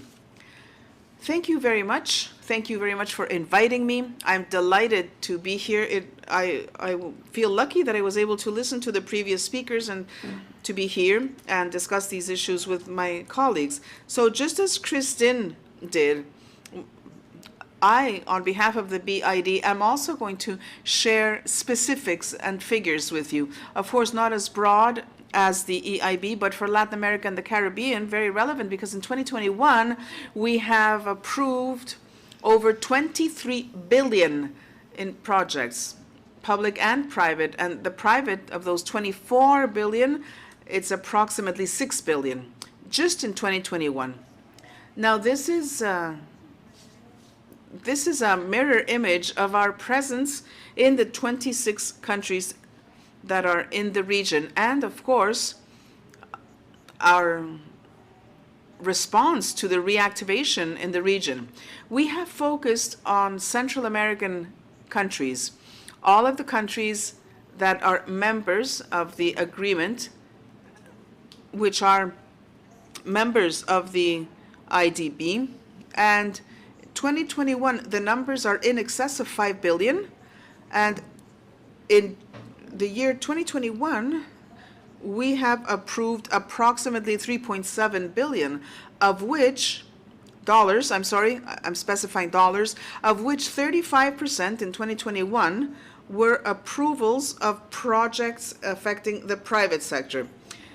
So if you think about this amount, in terms of the pipeline, in terms of the portfolio, approximately 35% go to infrastructure and logistics projects. So, of course, there are variations depending on the country, but this is the number for the entire region of Central America.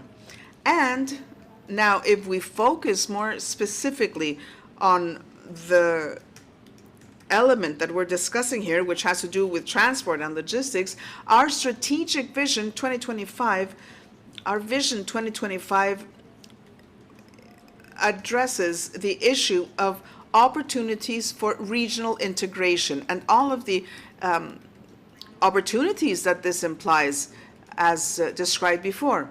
A much more ambitious framework which has to do with trade, with services, with welfare of the populations, and connectivity also. Connectivity of the region, which is absolutely essential. We've seen this in some charts. If you cast my presentation, I have the remote. Thank you. Here we are.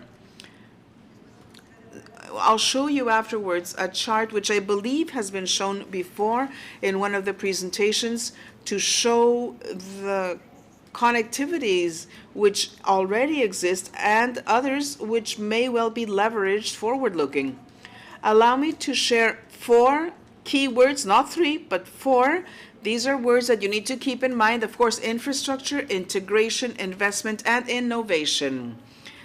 A little bit more background. Logistic costs in Central America, if we compare with the US and Europe, 3-4 times more. How does this actually reflect on average costs? Well, 50% more. So we believe that this is a hurdle that we have to surpass. We need to clear the hurdle so that thanks to greater efficiency in transport and logistics, we contribute to economic growth and to improving the lives of the population in Central America first, and secondly in other countries as well. I would also underscore, and this was mentioned before, I would underscore the concept of intermodality, the understanding that this is an area where there are very many favors involved, and the IDB, because it has been present for many years, clearly understands that the way to deal with logistics and transportation in this region, and not only in this region, stems from dialogue. It stems from knowledge, which eventually will be useful for decision-taking purposes at a public and private level, as well as, of course, the establishment or creation of tools and instruments to monitor, whereby digitization is absolutely of the essence. On this slide, which will be distributed afterwards, I have a number of examples. Generation of knowledge, dialogue in which we are active, and you can see here that we address the issue of the launch of national logistics plans for loads and cargo. All of the effort that we've heard, that was the CIECA plan, the master plan, the CIECA master plan. All of these elements in the countries in this region, well, we're providing support to the greatest degree possible. And of course, all of these plans, which are strategic, allow initially and most importantly for a determination of the priorities of the different projects. When we establish a dialogue with the different countries, we prioritize the demand side. And we know what the dialogue is that we must participate in. On the left-hand side of this same slide, let me share with you some numbers. Over the past 10 years, and I'm talking here about transport and logistics, the IDB has approved funding amounting to $3.1 billion. Some projects, of course, are within our portfolio and have to do with railroad, security and safety, ports, airports, and logistics. What we are doing now, addressing reforms in border areas, are very important as well. We've heard how much of a bottleneck that is, and it is.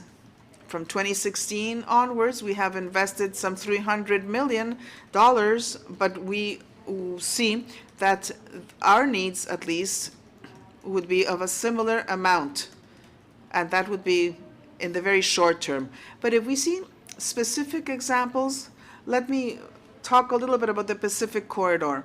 We've heard that 90% of goods transported are landborne, so we need to ensure intermodality.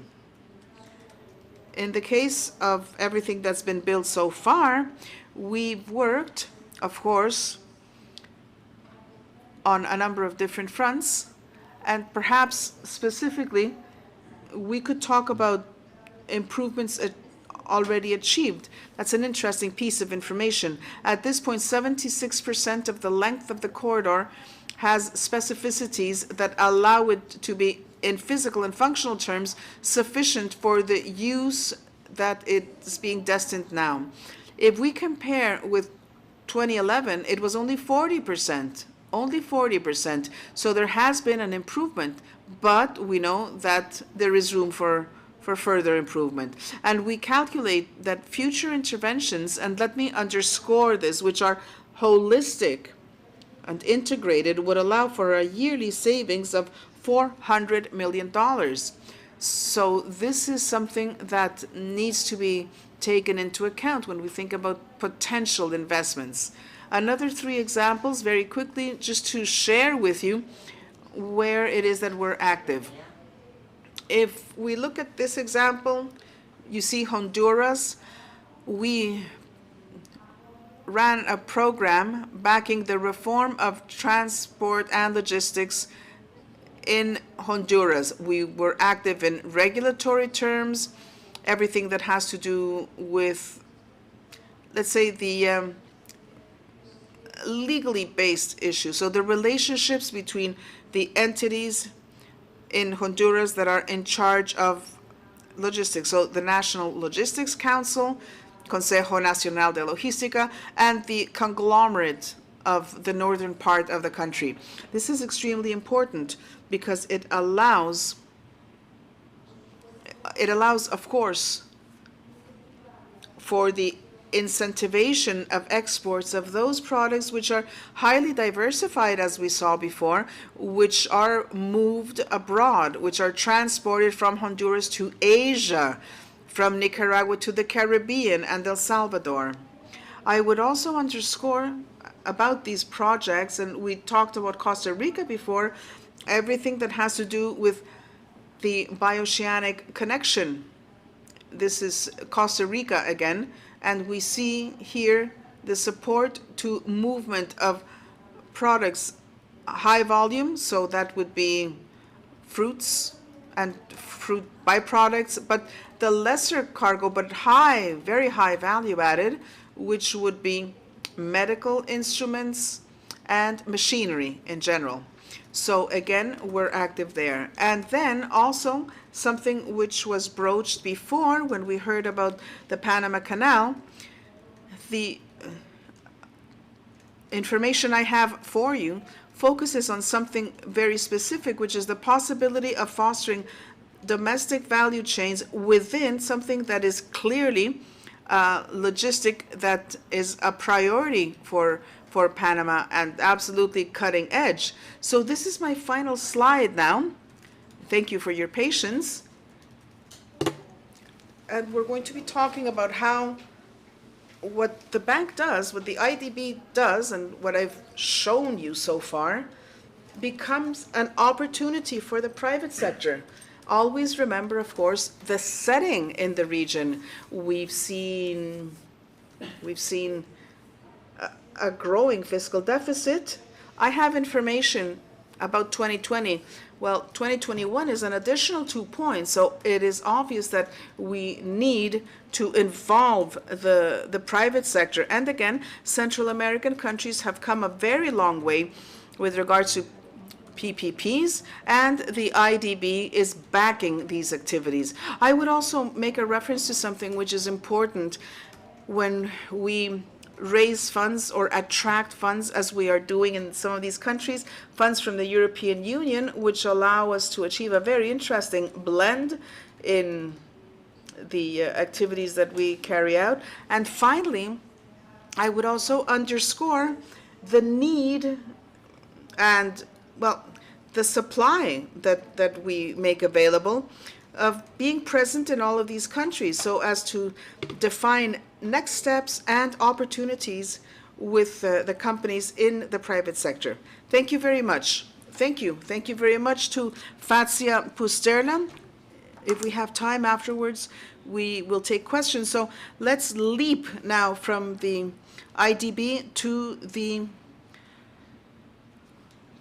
Central American Bank for Economic Integration. So we don't see the same size, but I'm sure that they truly know their venue. So we have Mauricio Chacon, who is representative to the EU of the CABEI. Thank you. But actually, let me ask you something. Christine said, I hope that this is true, that in 2021 the investment was of 99 billion. Now, what would happen? What would happen if they weren't there?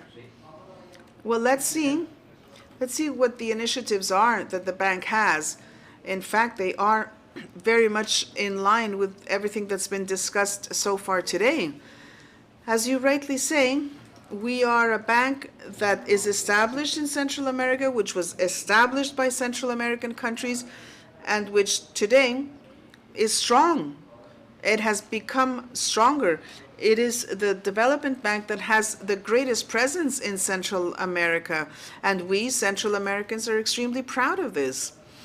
Indeed, I did bring a presentation with me, and here we are. Good. Good. We've talked extensively today about the opportunities. Well, we think that working with the BCIE, we could further grow. So we have to think about how close we are to the different governments in the region. These are critical areas.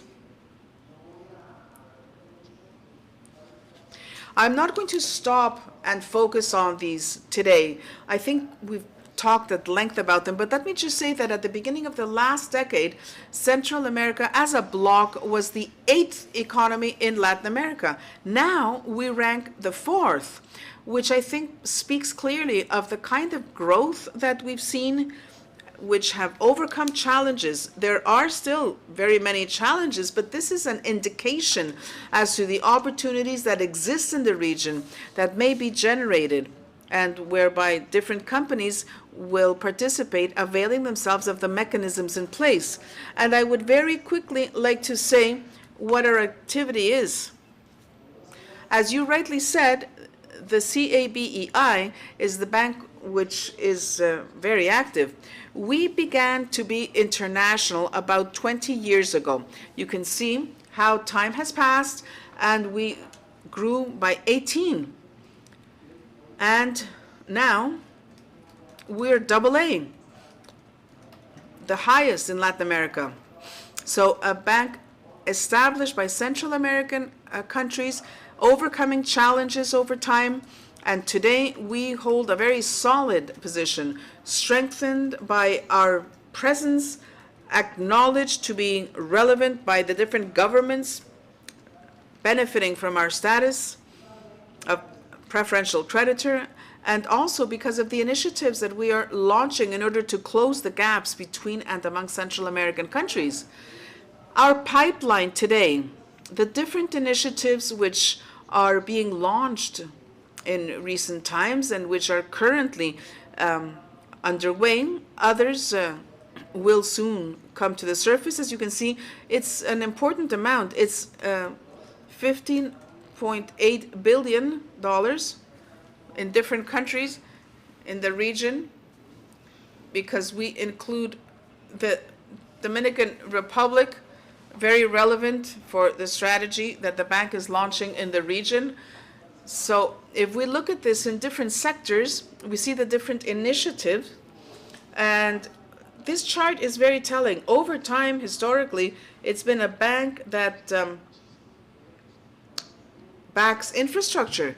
We've worked very hard in the healthcare region. Most of the hospitals have been funded by this CABEI.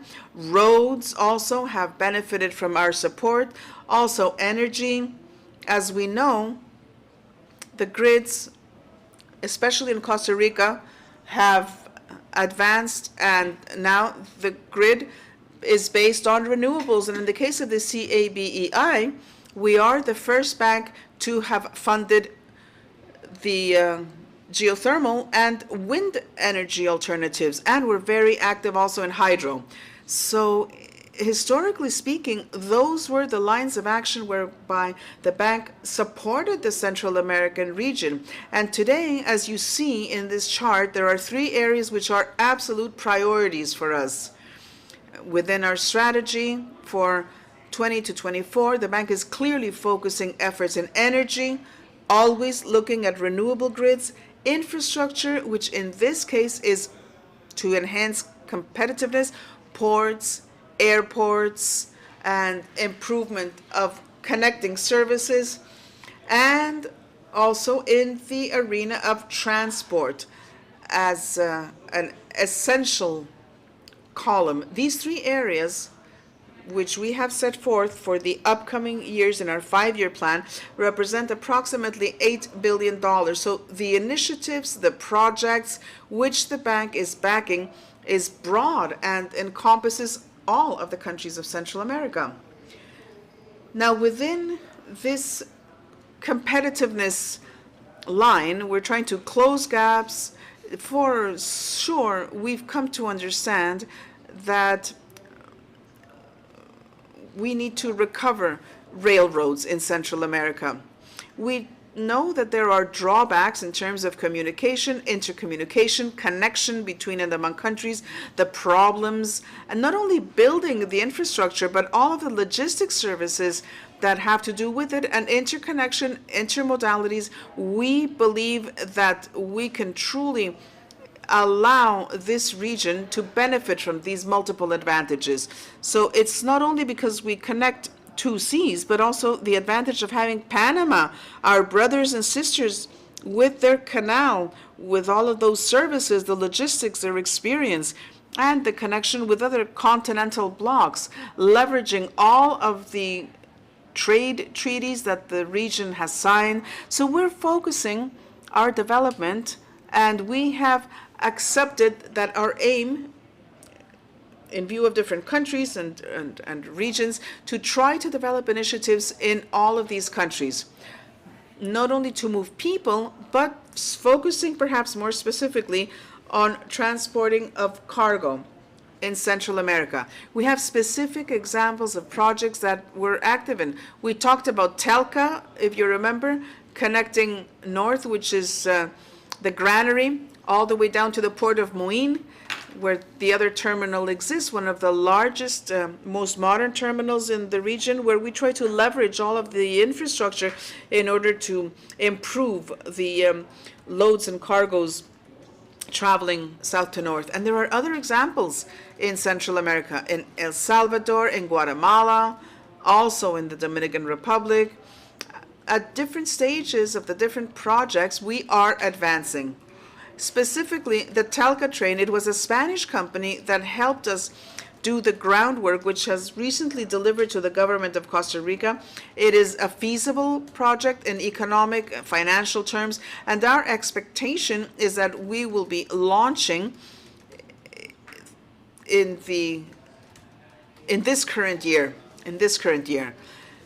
As funding mechanisms that we have in different areas, let me just explain that this is how we try to understand the needs that countries have, looking at the basic stages, defining an idea which makes sense, which fits into the bank's mandate, and trying to leverage technical support thanks to different resources which we have access to, so that these joint efforts be specialized as they must be and comply with the different elements that are mandatory within the process, which are going to be essential for bank approval, and also taking into account the different partners whom we work with. All of them are with us on this panel today, and we're delighted to be able to work with institutions as important as these, which have this presence in the region. And thanks to this technical cooperation, we're trying to understand that corporate best practices in international terms, which ones may be used so as to leverage expertise and so as to be able to benefit from resources from the private sector in order to launch the projects, and I repeat, leverage those resources which the bank has access to. So as you can see, this is a strong bank. We have a clear strategy.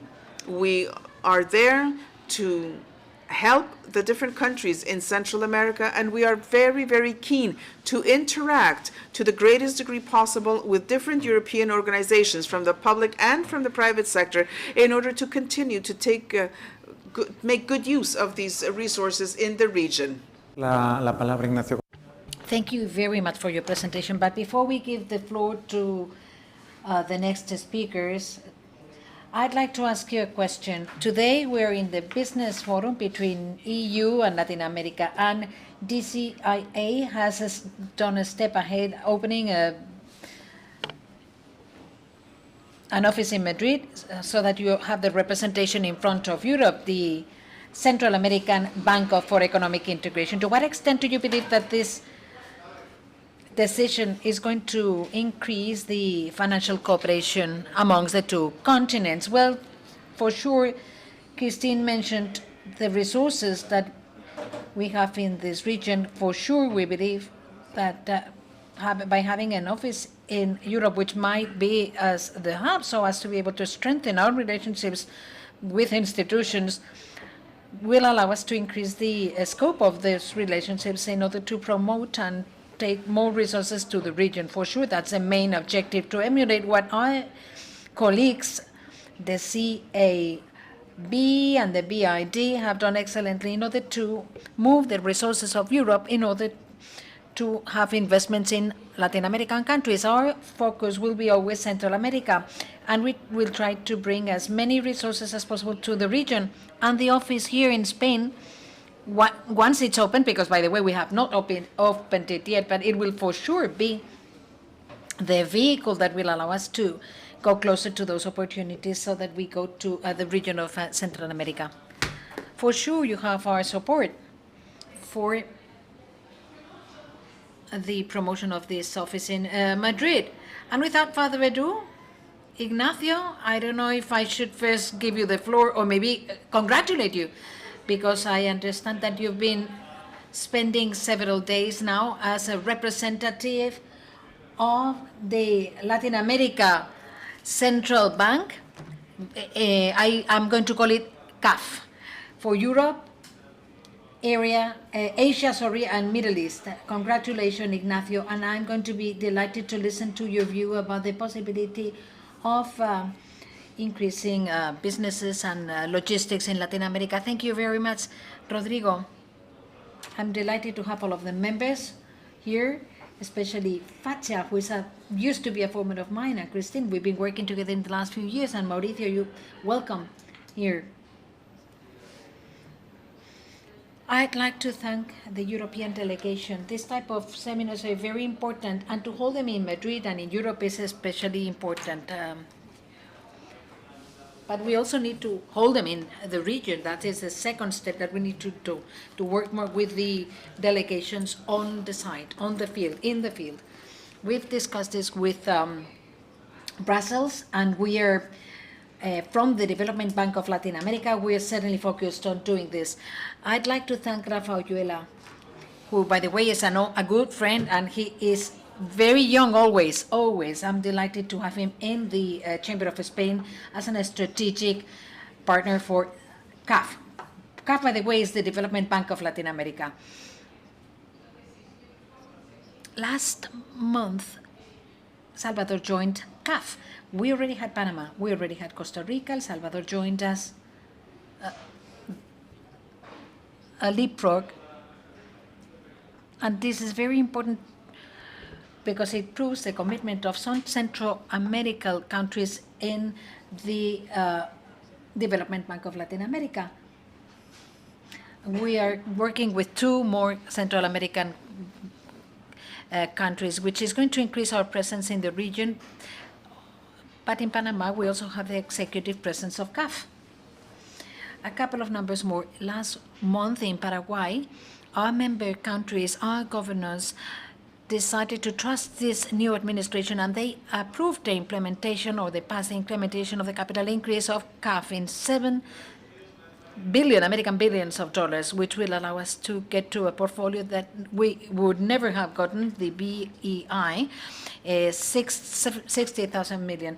Why am I saying this? Because there's 2 important things for you. Number one, CAF is going to have a portfolio of $8 billion, but more important, 7.5 of them are going to be for Central America, which need to be half of them for Panama and 25% for Salvador and Costa Rica. So there's opportunities for designing opportunities for these 3 countries. And there's going to be 2 more countries that will join soon.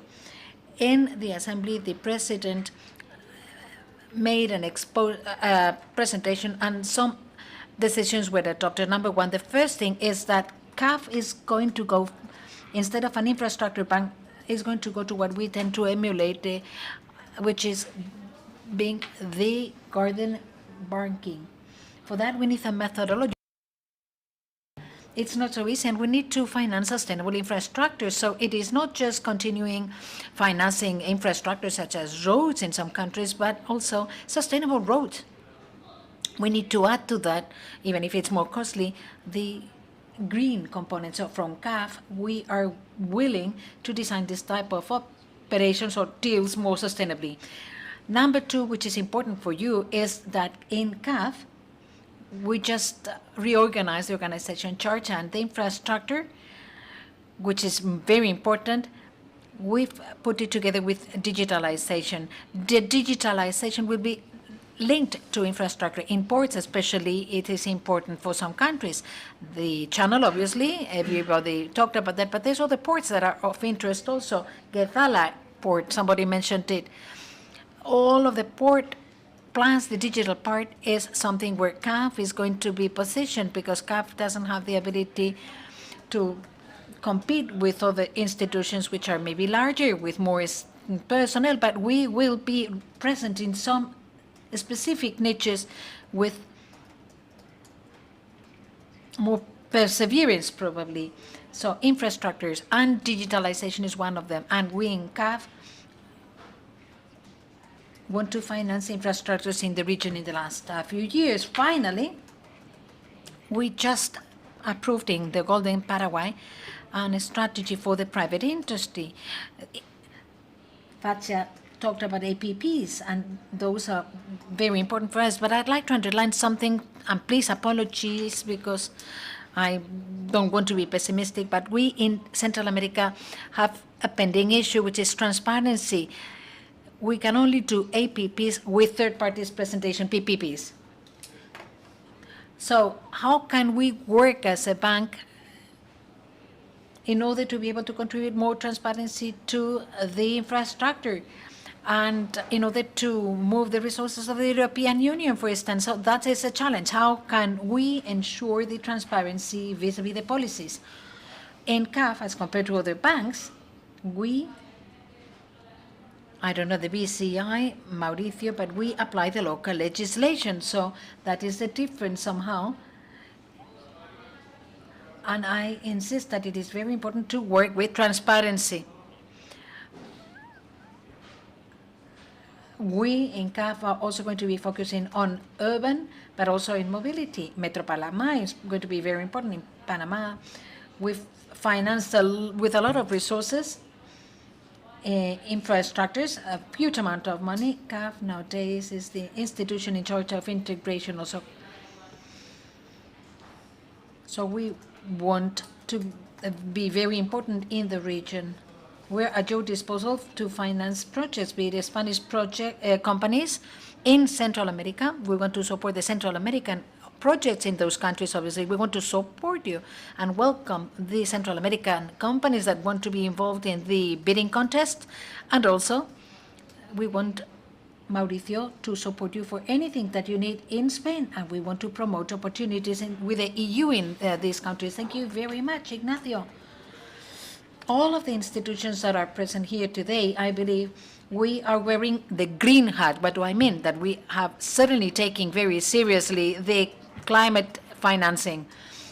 And you, Ignacio, have talked about that. Could you please elaborate on how you are approaching sustainability in CAF,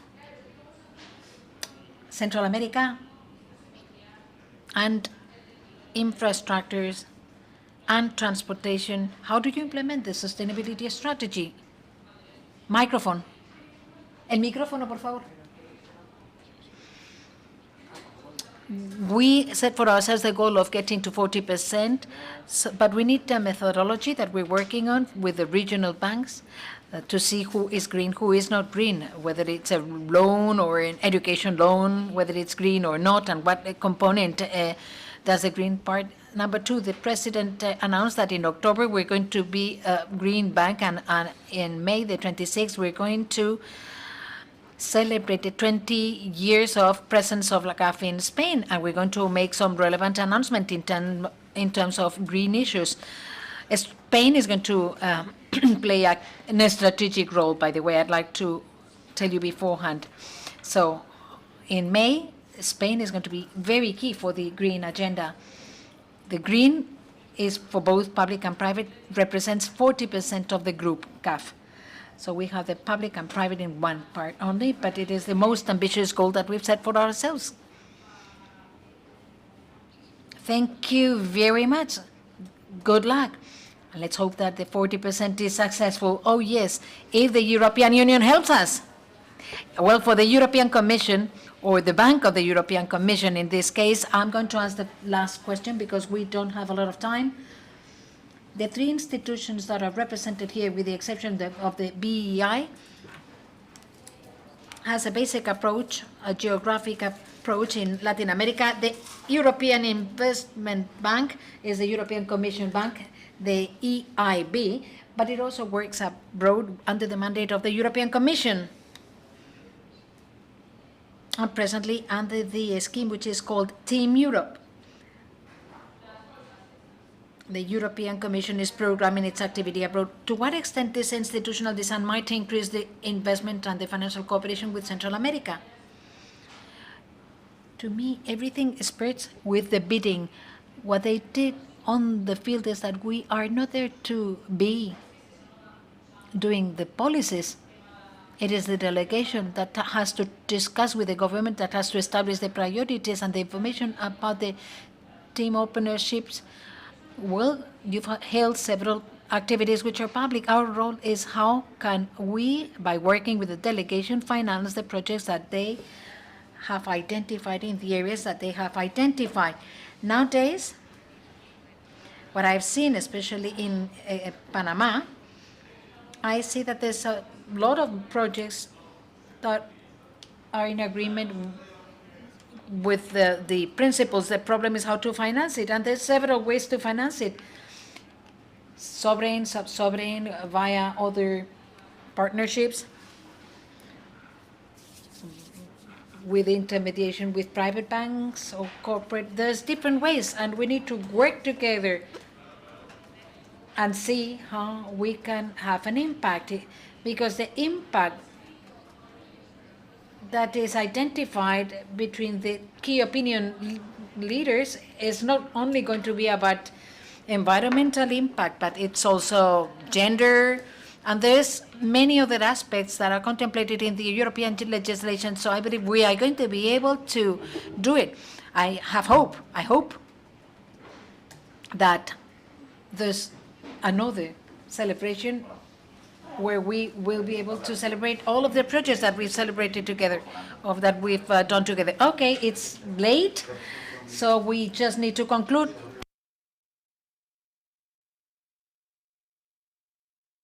Thank you very much, because it was good and it was not too long. So it was especially good, twice good actually, because it was short also. There was a Spanish writer who said that. Muy bien.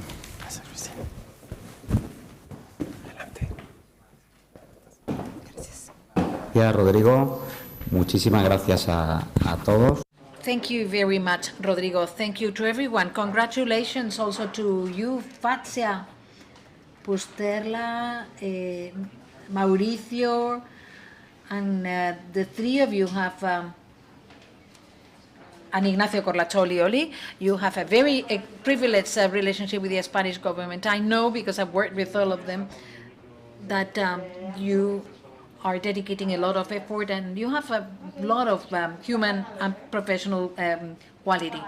The financial institutions who have been with us not only channel resources, economic resources, but rather they're also knowledge mobilizers, innovation mobilizers. They help prepare and structure projects, not only the technical part, but also the financial part. It's called bankability, actually, in the region. And that's what the next panel is going to deal with, how innovations, when applied to sustainable infrastructures, transportation and logistics, how it may change the models, how it may reduce emissions, how it may make transport much more efficient, and how it is necessary also to have a long-term view for these investments. And there, Europe plays a relevant role because of the developments of the last few years with funds in the region. They're getting the microphones ready. My colleague, Raúl Mínguez, who is the Director of Studies of the Chamber of Commerce of Spain, he's precisely the Director of the ports section. And well, they're going to talk about sustainable transportation and logistics, innovative solutions. There's going to be 3 European Association of Logistics, ELA, Tecniberia, and also CEOPAN, and the person representing the port of Algeciras. Thank you. Thank you very much. Good morning. As Rafa was saying, we have had a very interesting session in the morning, during which we have identified all of the opportunities, all of the infrastructure and logistic and transportation issues, the bilateral relationship between the EU and Central America, the status, and we've talked about the 2 main challenges: the ecologic transition, the environmental transition, the green challenge, the sustainable dimension of transport and logistics, together with digitalization that has also been a part of all of the sessions. One of the vectors that contribute in the green transition and the digital transportation is innovation, and that is precisely what we're going to talk about during the last panel, the last session. We want to be capable of knowing the innovative solutions that in the EU we can implement, and how we can contribute to those challenges from the European Union. As Rafael was saying, our panel speakers are going to be Benedikt Schroeder, who is Managing Director of EU Logistics Association, ELA, from now onwards. Maria Moreno, who is the Director of Contracting, Technical and International Affairs of CEOPAN. Araceli García, who is the Secretary General of Tecniberia. Laura Tordera, who is President of Railway Innovation Hub, Global Head of Innovation in Ferrovial, and finally Gerardo Landaduce, who is the President of the Port of Algeciras Bay. Thank you to all of the panel speakers. I was commenting that we have innovative solutions that we want to discuss, and in the European Union we invite you to use them in order to face the challenge of the green and digital transition. And we have another challenge, which is the timing. We are late in our schedule, so I'm going to please ask you to make an effort, an extra effort, which is to summarize your presentations. I know that all of you had a PowerPoint to bring and to show, so please try to summarize. And for that, I'm first going to give the floor to Benedikt Schroeder. For the invitation. Yes, let me start with the ELA, the European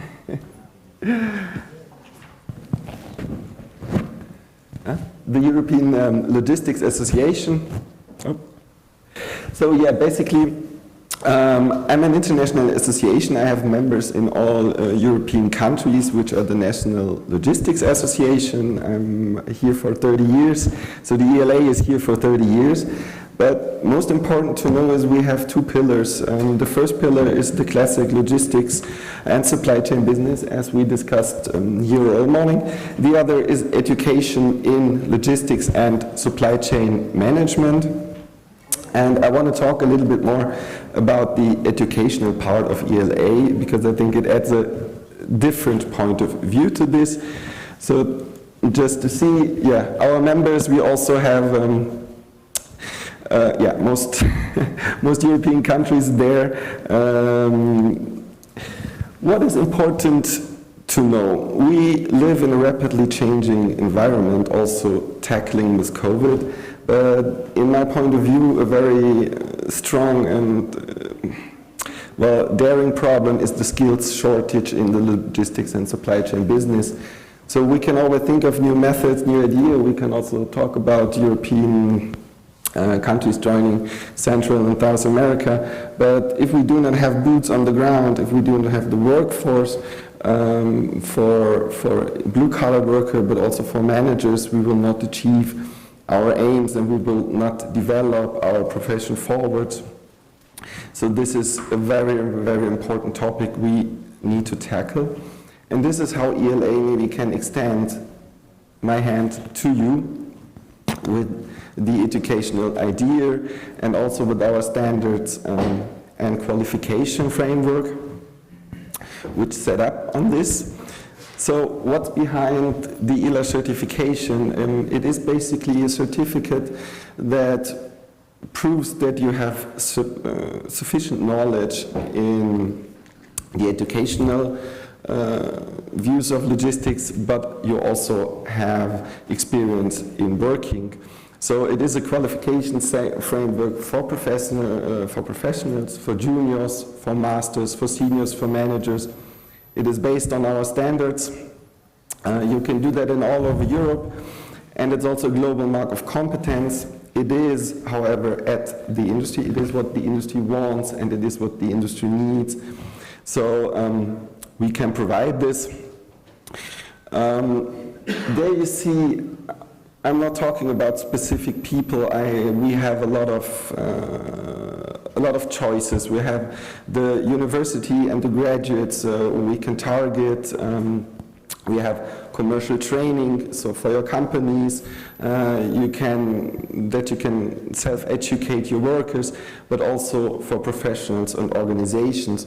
So there's a huge range this all covers, and where it is important, because yes, we will need the skills of our future employees in the supply chain business to move forward.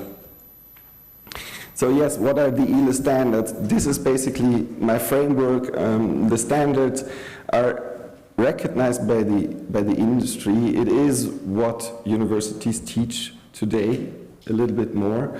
So if a university applies for our standards, we map our ELA standards against the university standards, and most universities will cover about 70 to 80% of these standards. So we see there's still room for improvement. We evolve these standards so that they're also fit for the future with digitalization, with all other topics which are relevant now. And as you can see, they're used by the European Investment Bank, by the European Reconstruction and Development Bank, and also the United Nations have adopted these standards, so they're reliable, and we can work on that. This is again what we have, the modules, this is part of it, but you can see all there, this is for professionals, this is for students, basically for everybody. And we have 20 certifying countries, so we have a lack. This is Central and South America, and we want to engage in these countries as well. Because it is new for us, Central America, I think we can learn from each other by comparing our standards. I don't know if you have a set of standards or a set of education in Central America which tackle all these topics for the future. We started with one university, now the Universidad de Lima. I know it's South America, and with our partner in Spain, with ISIL, we also talk about more universities joining our educational program. This is just at the beginning, but also this is what I'm here for, to reach my hand and say, okay, we can work together in this field, maybe also develop some standards for your countries, or you can use our standards for your people to enhance knowledge, because as I said, it is very important at the end to have boots on the ground and to have people who will evolve our logistics and supply chain profession, the managers, the CEOs, but we also need to take care of the low-level workers in this business, truck drivers, warehouse managers, to give them an incentive to be better, to understand the profession of supply chain and logistics. So this is what I want to invite you to. Let's have a talk, and maybe we can do something about this. In this regard, I want to mention another European topic. This is the Woman Willpower, Women in Logistics project. It is a project that, again, is for education. It developed an open learning platform, so people can learn first things about logistics. They can see what is logistics about, what is the topic about, is it interesting. It is free to use, and also it is especially made for women, so that women themselves have a platform to network, for training, for collaboration, because I think this is also a very, very important topic for all of us to bring into the games. So and then the last invitation, I have a workshop as well, the Gigafactory Europe. It's in Milan, and there we will go more into the details of topics regarding European logistics, reshoring, automation, and so on and so forth. So you're all invited to Milano, and in this context, thank you very much, and I hope for some bilateral talks later on. Thank you. Thank you very much, Benedict. On time. Muchas gracias. Thank you very much. The interesting world of associations now will be addressed by Maria Moreno, who is with CEOPAN, Director of Contracting, Technical and International Affairs. She'll be talking about these very important issues. Thank you. Thank you all for being with us, and those of you who are here via remote. This is, I think, a very interesting session. Let me begin by letting you know who we are in order for all of us to understand where we're going. CEOPAN is an association of construction company and concessionaries of infrastructures. We have approximately 40 companies in the sector devoted to infrastructure, building, and concession. They have a presence in 85 countries, and their turnover is approximately 73 billion euros, of which 76% are international. I think that this allows us to understand their presence and footprint in Europe and in the Central American region. I don't think that we should go into the specifics. Please visit our website or reach out to me directly. I will be happy to take questions. But I'm going to talk about two important issues: infrastructure. These companies have tremendous expertise in the development of complex infrastructure in Spain. We talk about transport. I think that we have all heard about the quality of Spanish infrastructure. That development was thanks to the activities carried out by the companies that make up our association, and this is what made it possible for them to actually be active in international markets and to export that know-how, that savoir-faire, and that technology. These are highly diversified companies in different ways. Of course, innovation and technology are at the forefront. This is one of the engines for growth, as is sustainability, which in recent years has been very important, without ever losing sight, of course, of quality. These companies are all excellent in terms of completion. Here's Deloitte telling us about the diversification of Spanish companies. These are conglomerates, the result of many activities taking place in many countries in the world. And here's our footprint. We see our presence in Europe, perhaps, especially. This is one of our main markets. I will be happy to provide you with copies of this presentation. It goes without saying. Now, if we talk about construction, let's look at ENR and see what they have to say about the presence of these companies in international markets. And we see that for the most part, they have a presence in North America, in Latin America and the Caribbean and Australia. They represent the largest share of international participation in construction in these markets. Now, if we take the sum total of these international companies, we see that European companies are the main stakeholders in international markets, followed by China. And if we break down the European ones, we see that Spain is number one in terms of international turnover. Our presence, therefore, is very important in Europe and in the Americas. Now we've talked a little bit about construction. Let's talk about concessions, which has directly to do with transport and logistics. So roads, 21.5 million kilometers. We talk about 1.5 thousand kilometers of railroads, 40 airports, apart from other sectors, of course, because we are diversified. So it's not only about construction for us, we also fund, maintain, and run these networks. And it's not us saying so. It's the Public Works Financing publication from the US, which ranks on the basis of number of projects and turnover in the field of transport specifically, in global terms. And we see that there are 4 Spanish infrastructure operators among the top 10 transport. And if we talk about projects, we have 9 among the 30 first. So we heard this morning from the Vice President of the CEOE, Spanish companies are global leaders in the field of infrastructure and transport.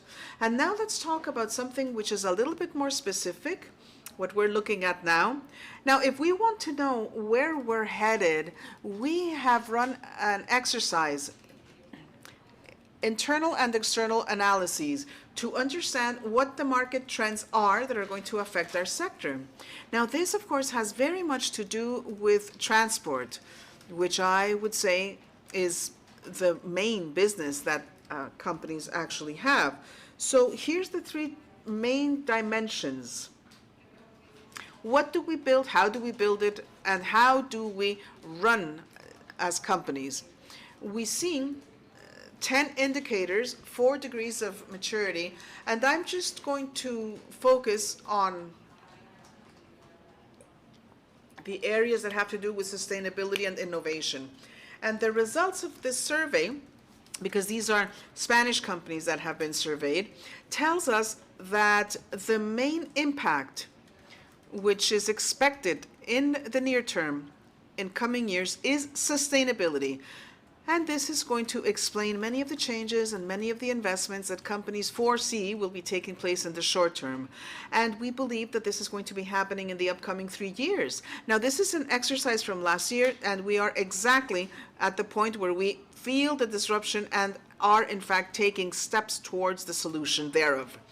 We've analyzed what it is that we build. So what, as companies, are we building? Well, for the most part, there's 2 objectives, which are buildings and connected infrastructure, so ports, airports, intermodality, of course, railroad. We're talking about sustainability. We always think about trains, don't we? But also roads. Roads are absolutely essential. We've talked about 90% of transport of goods. This happens in Central America by land. In Spain, this is also a high percentage. And what we need to ensure is that this infrastructure, which is essential, be actually sustainable, not only in environmental terms, also economically and socially sustainable. So those are 3 aspects: social, economic, and environmental. We need to think about sustainability. We see that we are increasingly interconnected, and the directives that exist, these are the ones that are going to truly foster and encourage. And modular also guarantee a certain degree of sustainability, costs-wise. If we run that analysis, if we think about modular, we will be all that much more cost-effective. I'm going to try to be sustainable over time, because I can see my little timer here. So how do we go about this? Well, let me just focus on the lower portion and talk about new material. Disruption, of course, will result from lighter, more resistant material. And the main engines of innovation in this sense, if we think about materials, doubtless have to do with sustainability. 38% said that sustainability is what is going to modulate that investment in new material. And how do we operate this as organizations? Well, here, sustainability and the circular economy are the more salient impacts at this point in time. I repeat, all of you are familiar, the taxonomy of the EC, all of us are working along these lines. This year, many companies have had to report on taxonomy, and these are the standards. At this point, environmental, soon to be social, which also are reportable to other parts of the world. We talk about emissions, CO2, we talk about waste reduction, waste treatment. Well, companies advance, manpower is increasingly skilled, and companies are increasingly innovative and sustainable. The conclusions, well, in a nutshell, in Europe, we see an investment in innovation in our sector. Spain specifically has tremendous potential because it is a sector which as yet needs to achieve investment grade levels. We've worked hard, and the impact that we've seen in the short term, sustainability here, if we think about our future performance. And this process to transform the business, this transformation of construction companies are going to definitely rest on sustainability, circular economy, and innovation. And we encourage public administrations to also focus on those agreements which will be launched and those tender operations, because of course much of our activity has to do with public tenders. Thank you. Thank you very much, Maria. Doubtless, very important, this asset, this vision, this contribution. When we talk about sustainability and SEOPAN, definitely. And also, Tecniberia. With us today is Araceli Garcia, who will be talking about exactly this issue. Thank you. Thank you very much for organizing this session. España por acogerlo. Thank you very much. I feel very much at home. Before I do anything else, let me talk about what Tecniberia is. We are an association of engineering consultancies. We include over 80 companies. We have a presence in over 100 countries. As Maria said just a few minutes ago, internationalization is part of their DNA, and practically 70% of their turnover actually comes from outside of Spain. More specifically, a great portion comes from Europe, but naturally enough, from the Americas. Our companies are present in other parts of the world. And specifically about America, we're also on the board of ASEPAC, which is the Association of American Chambers of Commerce, and also in the FIDIC, which is the International Association. So without further ado, let me broach these issues. So logistic and transport. Engineering consultancies are the first to stop and think and evaluate different ways of doing things, in this case with a very sustainable vision and always thinking about the circular economy, which includes the entire chain, not only us beginning to think, but all the way to maintenance and all the way to the end of the life cycle of the infrastructure in question.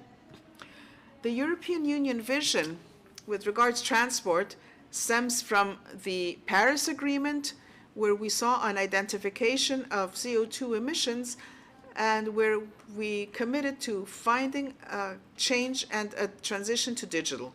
We need to be more resilient, we need to be more sustainable in our transport activities, and thus we identify, as has been pointed out on multiple occasions, land represents about 90% of transport in Spain and in Central America, and an attempt is being made to ensure that that be zero emission.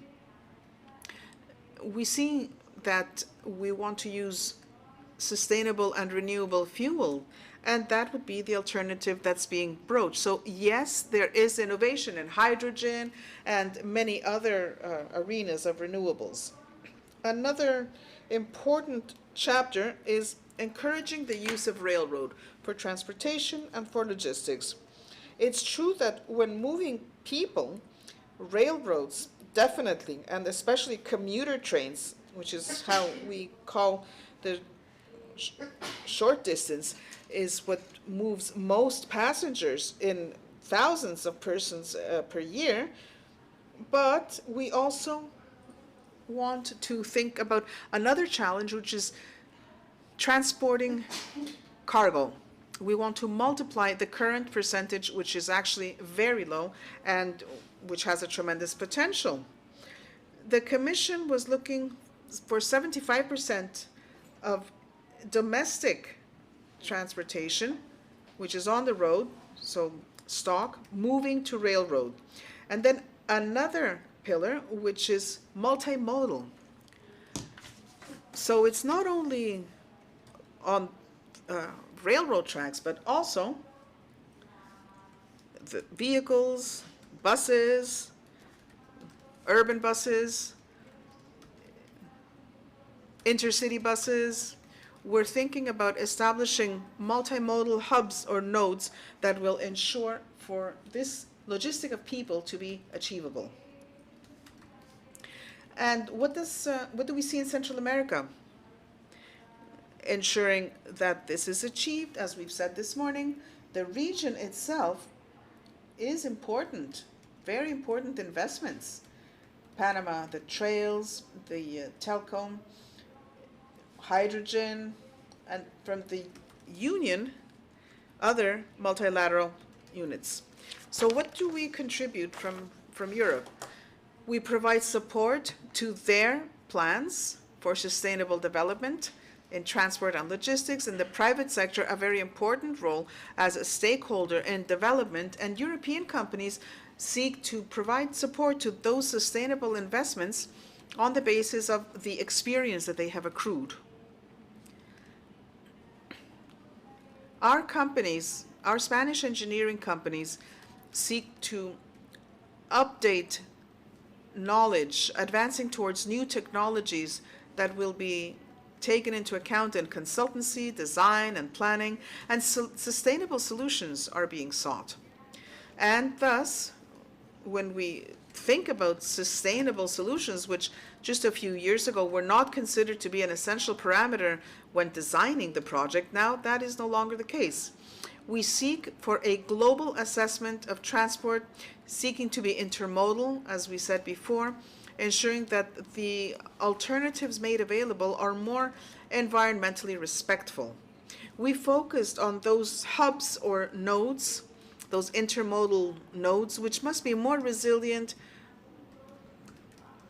more rapid, safer, low in emissions, and with a common approach whereby producers, users, freighters, and administrators all be involved in the chain.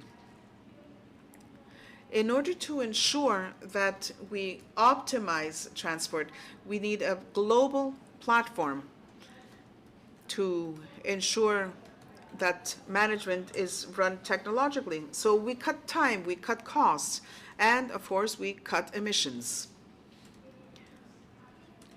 I have some interesting examples, some companies that have been successful. It's true that we know that Spain is Europe's #1 and the world's #2 after China in kilometers of high speed. At this point in time, the Spanish high-speed railroad is about 3,400 kilometers. We see a number of companies that are within the association that have participated in this development of high-speed infrastructure, but they've also been active in another series of developments and another series of projects in the world. So Medina to Mecca high-speed, or in the Baltics, they're working there, and California too. We know that experience and technological expertise achieved thanks to these developments has made these companies tremendously competitive the world over. And this is something that can be made good use of in the region of Central America. In technological terms, Spain is at the forefront of research. Ferroviaria, signals, electronics, rolling stock, not only in the infrastructure proper. By way of background information, innovations that have been achieved recently, here's the Respira project to improve ventilation for large infrastructures, and it is run by artificial intelligence. This is implemented in the subway system in Barcelona, and it's going to be tested in Barajas International Airport. Sener Engineering has developed this, and it is, as I say, to ensure appropriate ventilation of large spaces which are connected, and especially for underground infrastructures, in other words, subway or metro systems. I have another couple of examples. I have another case. This is another intermodal node. We see that formerly there in Madrid, in this example, there were 3 or 4 different types of modes. So interurban, intercity, cities, vehicles, and subway. And what we did was we established a 4-level hub, and all of the different modes of transport are actually interconnected. This is an intermodal station which is being built now in the port of Castellón. So you see that maritime transport with railroad and the currently existing one, which is on the road. By way of conclusion, I would just say that we need to advance towards that sustainability. Spanish engineering, I have to say, is thinking about the technology and solutions that are necessary to transform these sectors. And engineering does add value when designing these new intermodal infrastructures. And this needs to be taken into account before these projects are tackled. A joint strategy is essential with the comprehensive global vision involving all of the stakeholders, whether they be public or private. Thank you very much. Thank you very much. Thank you, Araceli. I think that this is Spanish engineering with innovative, sustainable solutions, very high value. These successful instances, I think it's so interesting to become familiar with them. And I encourage all of you to please delve into this, reach out to Techniberia, of course. Any comment, any observation will be more than welcome. Those of you who are here and those of you who are with us via remote. We're going to continue now, and we're going to address an issue which has been broached before. I think it was a representative of SIECA before who said that there's 120,000 kilometers of railroad tracks in Central America. Well, that certainly speaks of an opportunity. So with us is Laura Tordera, who is president of the Railroad Innovation Hub with Ferrovial. I'm sure that her contributions are going to be very, very interesting. Thank you very much for being with us this morning. You have the floor, ma'am. Yes. Muy bien. Good. Thank you very much for giving us the opportunity of sharing with you our experiences that we had in Spain and Europe in the railway industry. I'd like to congratulate you for the 10th anniversary of the agreement between the EU and Central America. We are the last panel before lunch or cocktail, so we're going to try to be brief, but we believe that sustainability and innovation are going to play a fundamental role in the next few years in the logistics industry, but also transport. I'm here as a representation of the railway sector at the national and European level, as a representation of the Railway Innovation Hub. We, as a cluster of railway innovation, we have a vision which is being a benchmark at a global level. As our colleague from Techniberia said, we are the first European countries in terms of kilometers of high-speed train, but also the second after China. We are a vanguard, European and global vanguard, leading edge. And that is also due to the investment made in the last few years in innovation. We, as a cluster, as a railway innovation hub, have the mission of promoting technology and knowledge of the railway sector. We want the knowledge that has been generated from the Spanish companies and institutions, we want them to export them to the rest of the markets.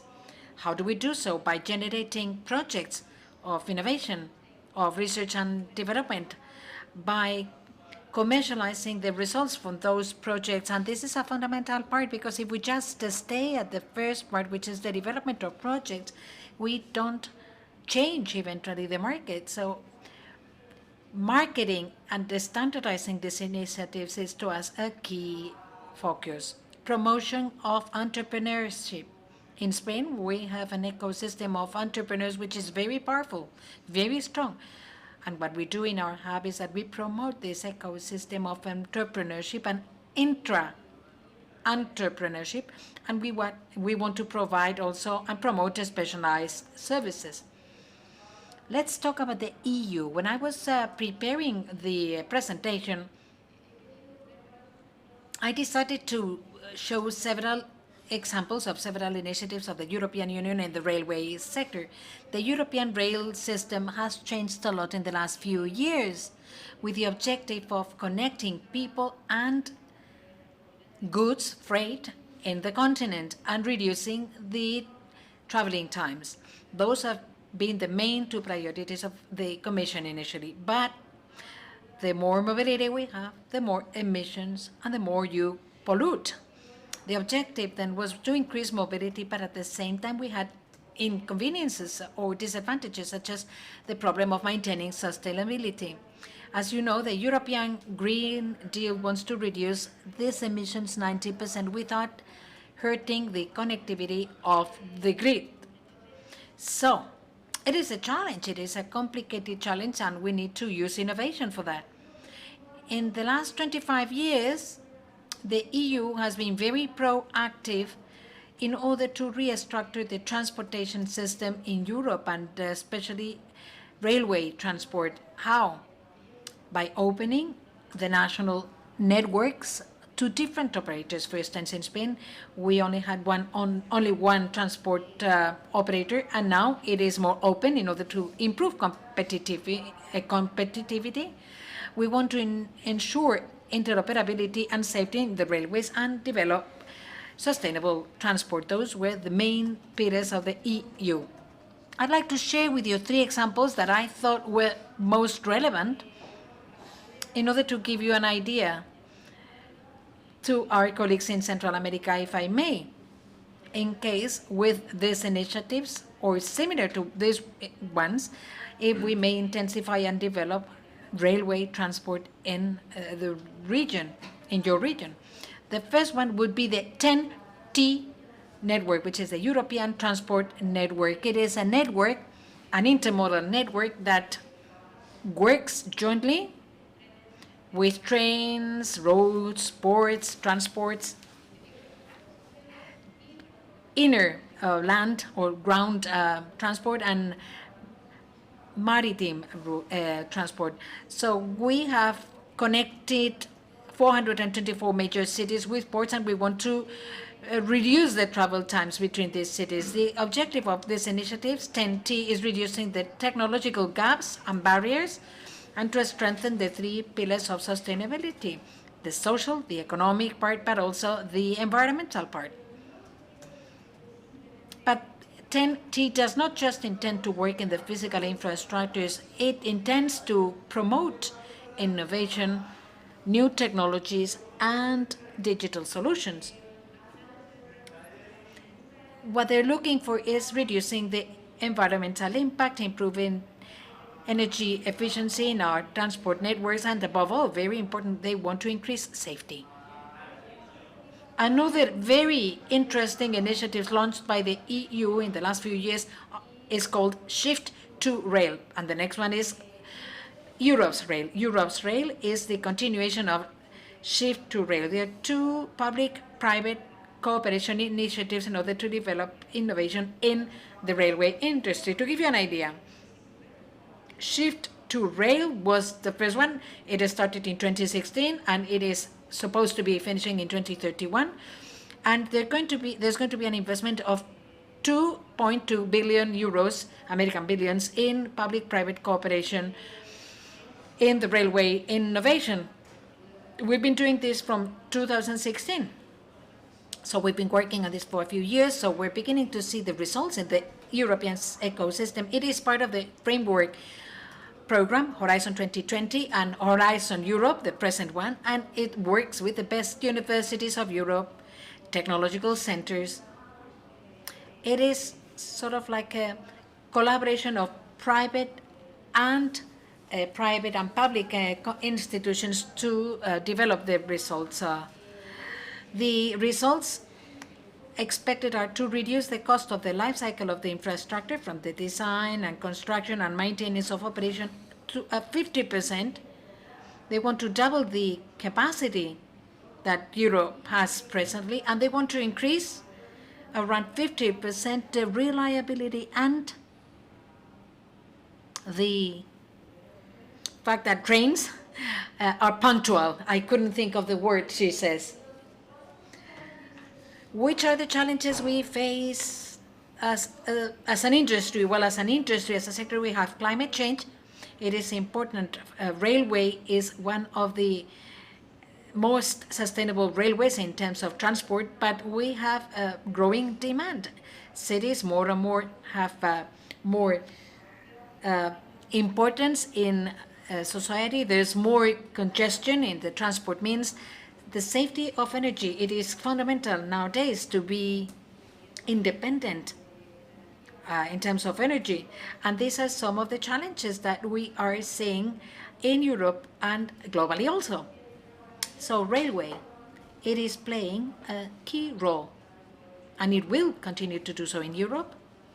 But as my colleagues from the BCII said, in Central America, and one of the big examples that we have in Europe of innovation of the railway that has changed the global scope is the Europe's rail. It is a system of railway control that has an origin in Europe and that is being exported to the rest of countries. This shows the power of the European ecosystem to generate innovation and to be able to get the sustainability level that society is requesting now.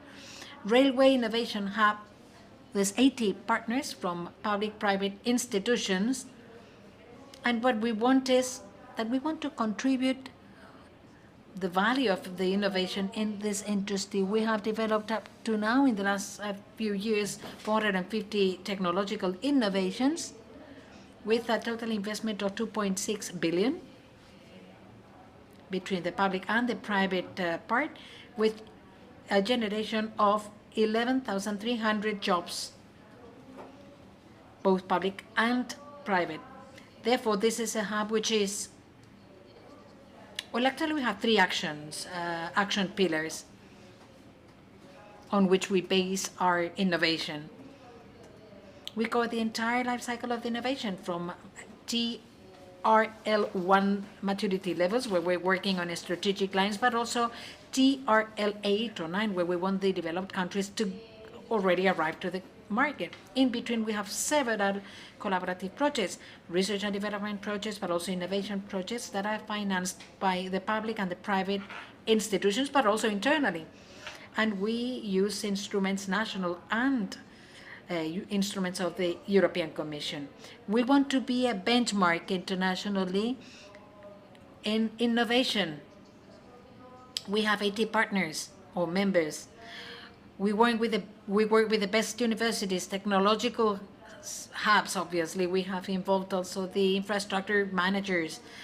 And we have some very disruptive members and very innovative ones, such as Celeros, who is developing the Hyperloop, the transport system that we want to promote from here for the next few years, and all types of companies, construction, engineering, rolling stock.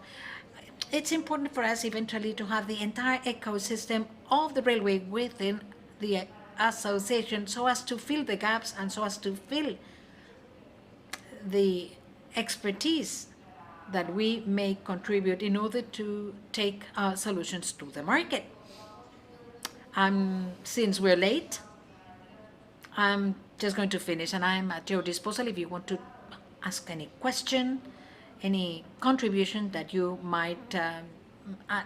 I've been delighted to share this time with you. Thank you very much, Laura. It was certainly a very, very interesting initiative and project, very useful, very valuable, for sure, in order to promote the railway transport in your case. It is a reality in Spain and in Europe. It is an opportunity which is growing and relevant for Central America, no doubt.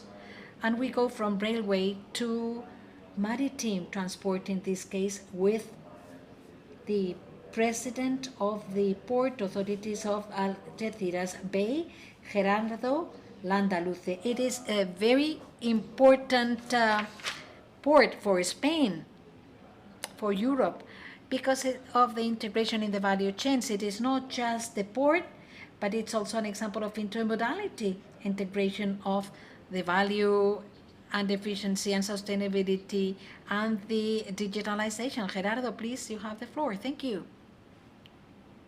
I don't know if you could please show the PowerPoint. Okay, as Raúl said, first of all, I'd like to also congratulate you, and I'd like to thank you for inviting me today. This is a very interesting initiative of the EU, this meeting with Central America. We believe this is very necessary because it gives visibility, which is fundamental also. Myself, following Christine Lang's scheme, I am just going to underline 3 words. The first one is efficiency. Why? Because we ports need to be efficient, obviously, but we need to work jointly. That is key, to coordinate ourselves.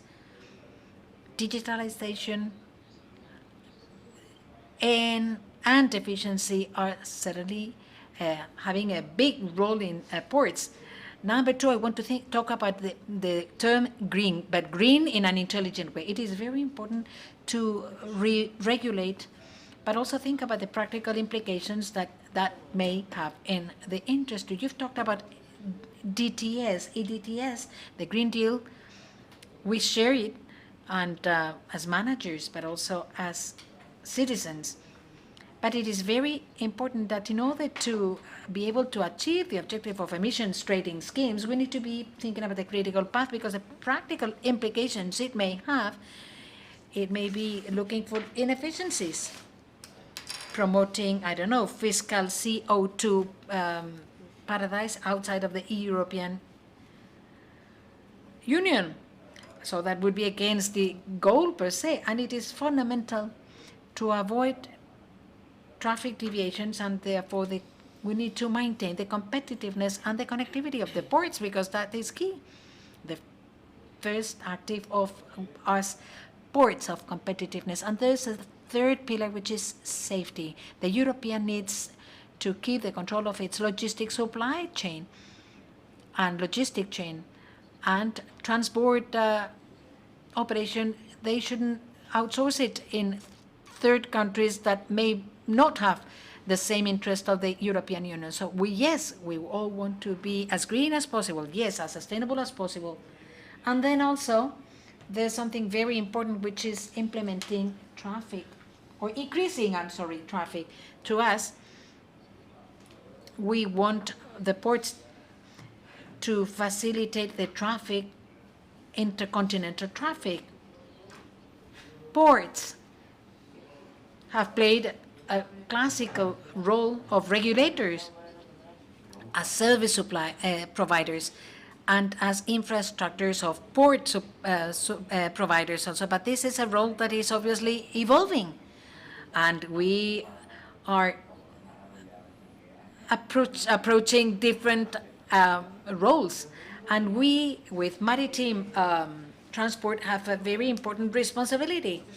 We cover 80% of international trade. So it is very important for us to be very attentive to maritime transport, and we ports need to carry out our task really well. We in Algeciras are also working on digitalization and innovation. It is a very important element for us for competitiveness and for teamwork. We need to give service to these customers. These are the types of ships that normally we serve in Algeciras. 18,000, 20,000, 24,000 HMECs, Algeciras. Those are very big ships. So that's the first task, provider of infrastructures, but it is not the only one, and we need to evolve. We ports traditionally were considered a black hole, technically speaking, and obviously we did not only have the inefficiencies of the port, but the logistic chain, all of them sort of like wave their responsibilities in the hands of the port. So it's important to give transparency to working jointly with instruments and tools that give us competitiveness. That's very important because it also gives transparency. That is key. So modern ports are working in order to be coordinators of port operations, and that is a key task that we carry out with obviously different tools, different platforms which are digital in the sea but also in the ground, because the main objective is to optimize the operation of the ship in the port. The ships make money when they're in the sea, not when they're in the port. So it's our task to have a very fluid and efficient operation, and obviously giving support to the different agents of the logistic chain. This is an example of PMS project. It is actually the reality of the Port Manager Assistance in Algeciras. And another one, PCS, Port Community System, which is in the ground, in the land. When we establish a platform for joint work, public and private both, it optimizes the information flows, it optimizes data, and it provides transparency to the information amongst the different parties. As conclusions, we could say that, well,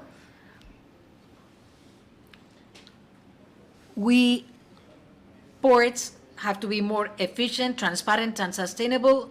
The Port Authorities of Algeciras Bay has established digital transformation. We need to orchestrate all of the operations. We need to implement new tools, new platforms such as PMS or PCS, Port Community System. I have 1 minute to go. I'm going to make use of it to show you this is the scheme that we have. Modern ports have been focused on this teamwork concept, which is key, so as to eliminate inefficiencies, so as to optimize timings, so as to give more transparency. This is key. I was talking about the black holes initially, right? If you have transparency, all of us really get ready and make a bigger effort so as not to lose our customers. So the platforms for digitalization, we need to use them. And obviously, it is very important also to reduce CO2 emissions. We need to work trying to incentivize, not trying to penalize the industry and the maritime transport. We need to have waiting times, obviously. We need to have time in order to implement innovations. And we need to update the fleets. So in terms of the timing, well, we all want to run, yes, I know, but we need to be cautious and prudent and try to avoid introducing inefficiencies and additional costs. So we need intelligent ports that are sustainable, smart ports. It is finally key to remember that we need to work on promoting commercial exchanges between Central America and Europe. We have very clear examples there, such as connectivity that we have with Moín Port. This is just an example in Costa Rica, which is really a connectivity canyon with Algeciras, 12 days of transit. And for products that are going to go dead, for fresh foods, it's very important. For perishable goods, it's very important, such as, for instance, pineapple, where we've worked jointly in order to have it with Procomri, sell it in markets such as Turkey, Egypt, where we're working as facilitators of the logistic chain, but also as strategic partners looking for new opportunities in new markets. Finally, I'd like to congratulate the EU team for the initiatives. And we obviously are at your disposal if you want to work jointly in order to find the final objectives. Thank you very much. Thank you very much, Gerardo.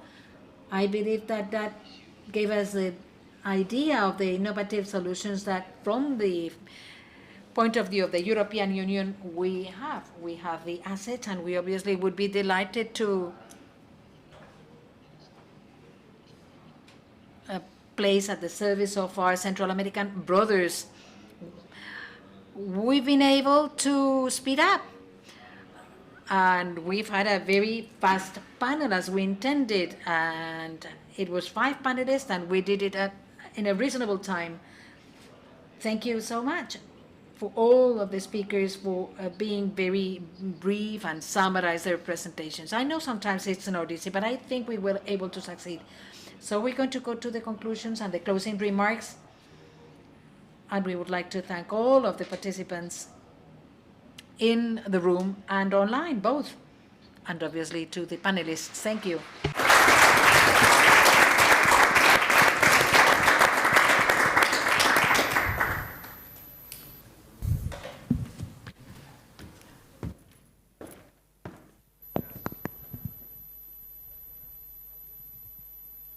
A todos los Oh, congratulations to all of the speakers. It was a very interesting panel. We have seen, we have heard pipeline of opportunities, financing of this agenda for the region. And now we've heard talk about the innovation that is increasing efficiency and sustainable models in this industry. Finally, I'm going to ask Dwayner Salas, the director of the Secretary of Integration of Central America, to please come to address final remarks and talk about the final challenges.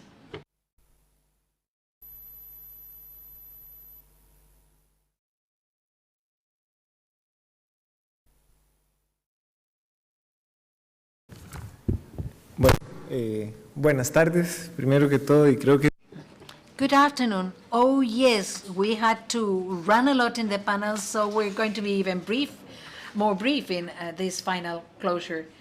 Finally, I'd like no doubt to thank the EU for organizing this event, this meeting place that as the main conclusion is an entry gate in the sense that somehow we have ideas of many things that we need to continue discussing and developing in different fields.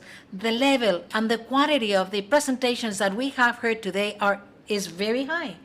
The effort of inviting speakers who are strategically in different strategic positions from different sectors, all of them related to transport, infrastructure, logistics, was an excellent idea because it made a lot of sense. No doubt, as we Europe, Central Americans see the EU as a strategic ally in order to strengthen the economic investments. Developing infrastructures improves competitiveness, and therefore we have economic growth, and that means that we develop.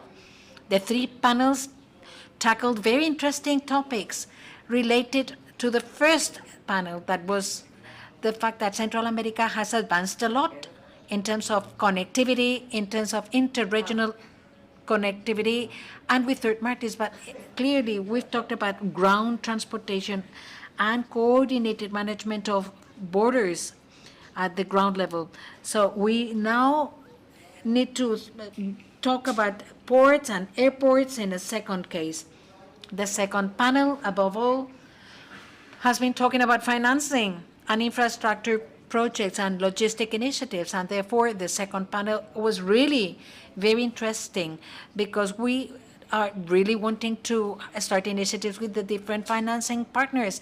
The role of different banks, especially development banks, they're banks, but they're development banks. It is a key role in order to be able to promote initiatives and actions and projects from different branches. And the third panel, finally, the one that had to concentrate more information in less time, talks about advancements and developments from the point of view of infrastructures, construction, advisory services, and in general of the people that manage and know about the railway, the ports, and the connectivity in general. Finally, I would like to thank the Chamber of Commerce of Spain for giving us this, for hosting us. They have been so kindly hosting this event. I'd like to thank the people who have joined us online. Good morning, by the way. You started very early if you're from Central America, because I know that your friends and colleagues are probably waking up right now. And I'd like to thank also Aesa, Fernando, Javier, Ernesto for the organization from the Secretary of Economic Integration, because this type of events, I believe, allow us to get closer relationships between the EU and Central America, and also identifying the initiatives that we may approach from the different interests and motivations of different players that may lead to important results after all. It is important to articulate and coordinate ourselves, this type of conversations and discussions. We need to start discussing more in detail very specific topics. I'm delighted to see people from Barratica. I had not seen so many people from this Ticos area for a long time. And I'd like to thank Massima, the European Commission, the General Direction of Trade, and to all the people who have been here, physically present and online also. For sure, it was a very fruitful meeting, for sure. You're going to agree with me. Thank you very much.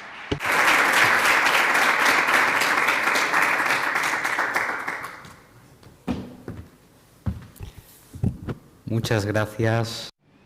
Thank you very much, Dwiner. Well, we're going to finalize this day by thanking, obviously, the Central America Office for developing and organizing this meeting. Massimo, thank you very much to the General Directorate of Commerce in the European Commission for organizing this event in Madrid. Thank you. You have seen that it was really very interesting for the businesses, for the academia world, for centers of research and innovation, and for the business organizations. The Chamber of Commerce of Spain, ISEX, CEOE, you know that you have partners for the future. Thank you very much.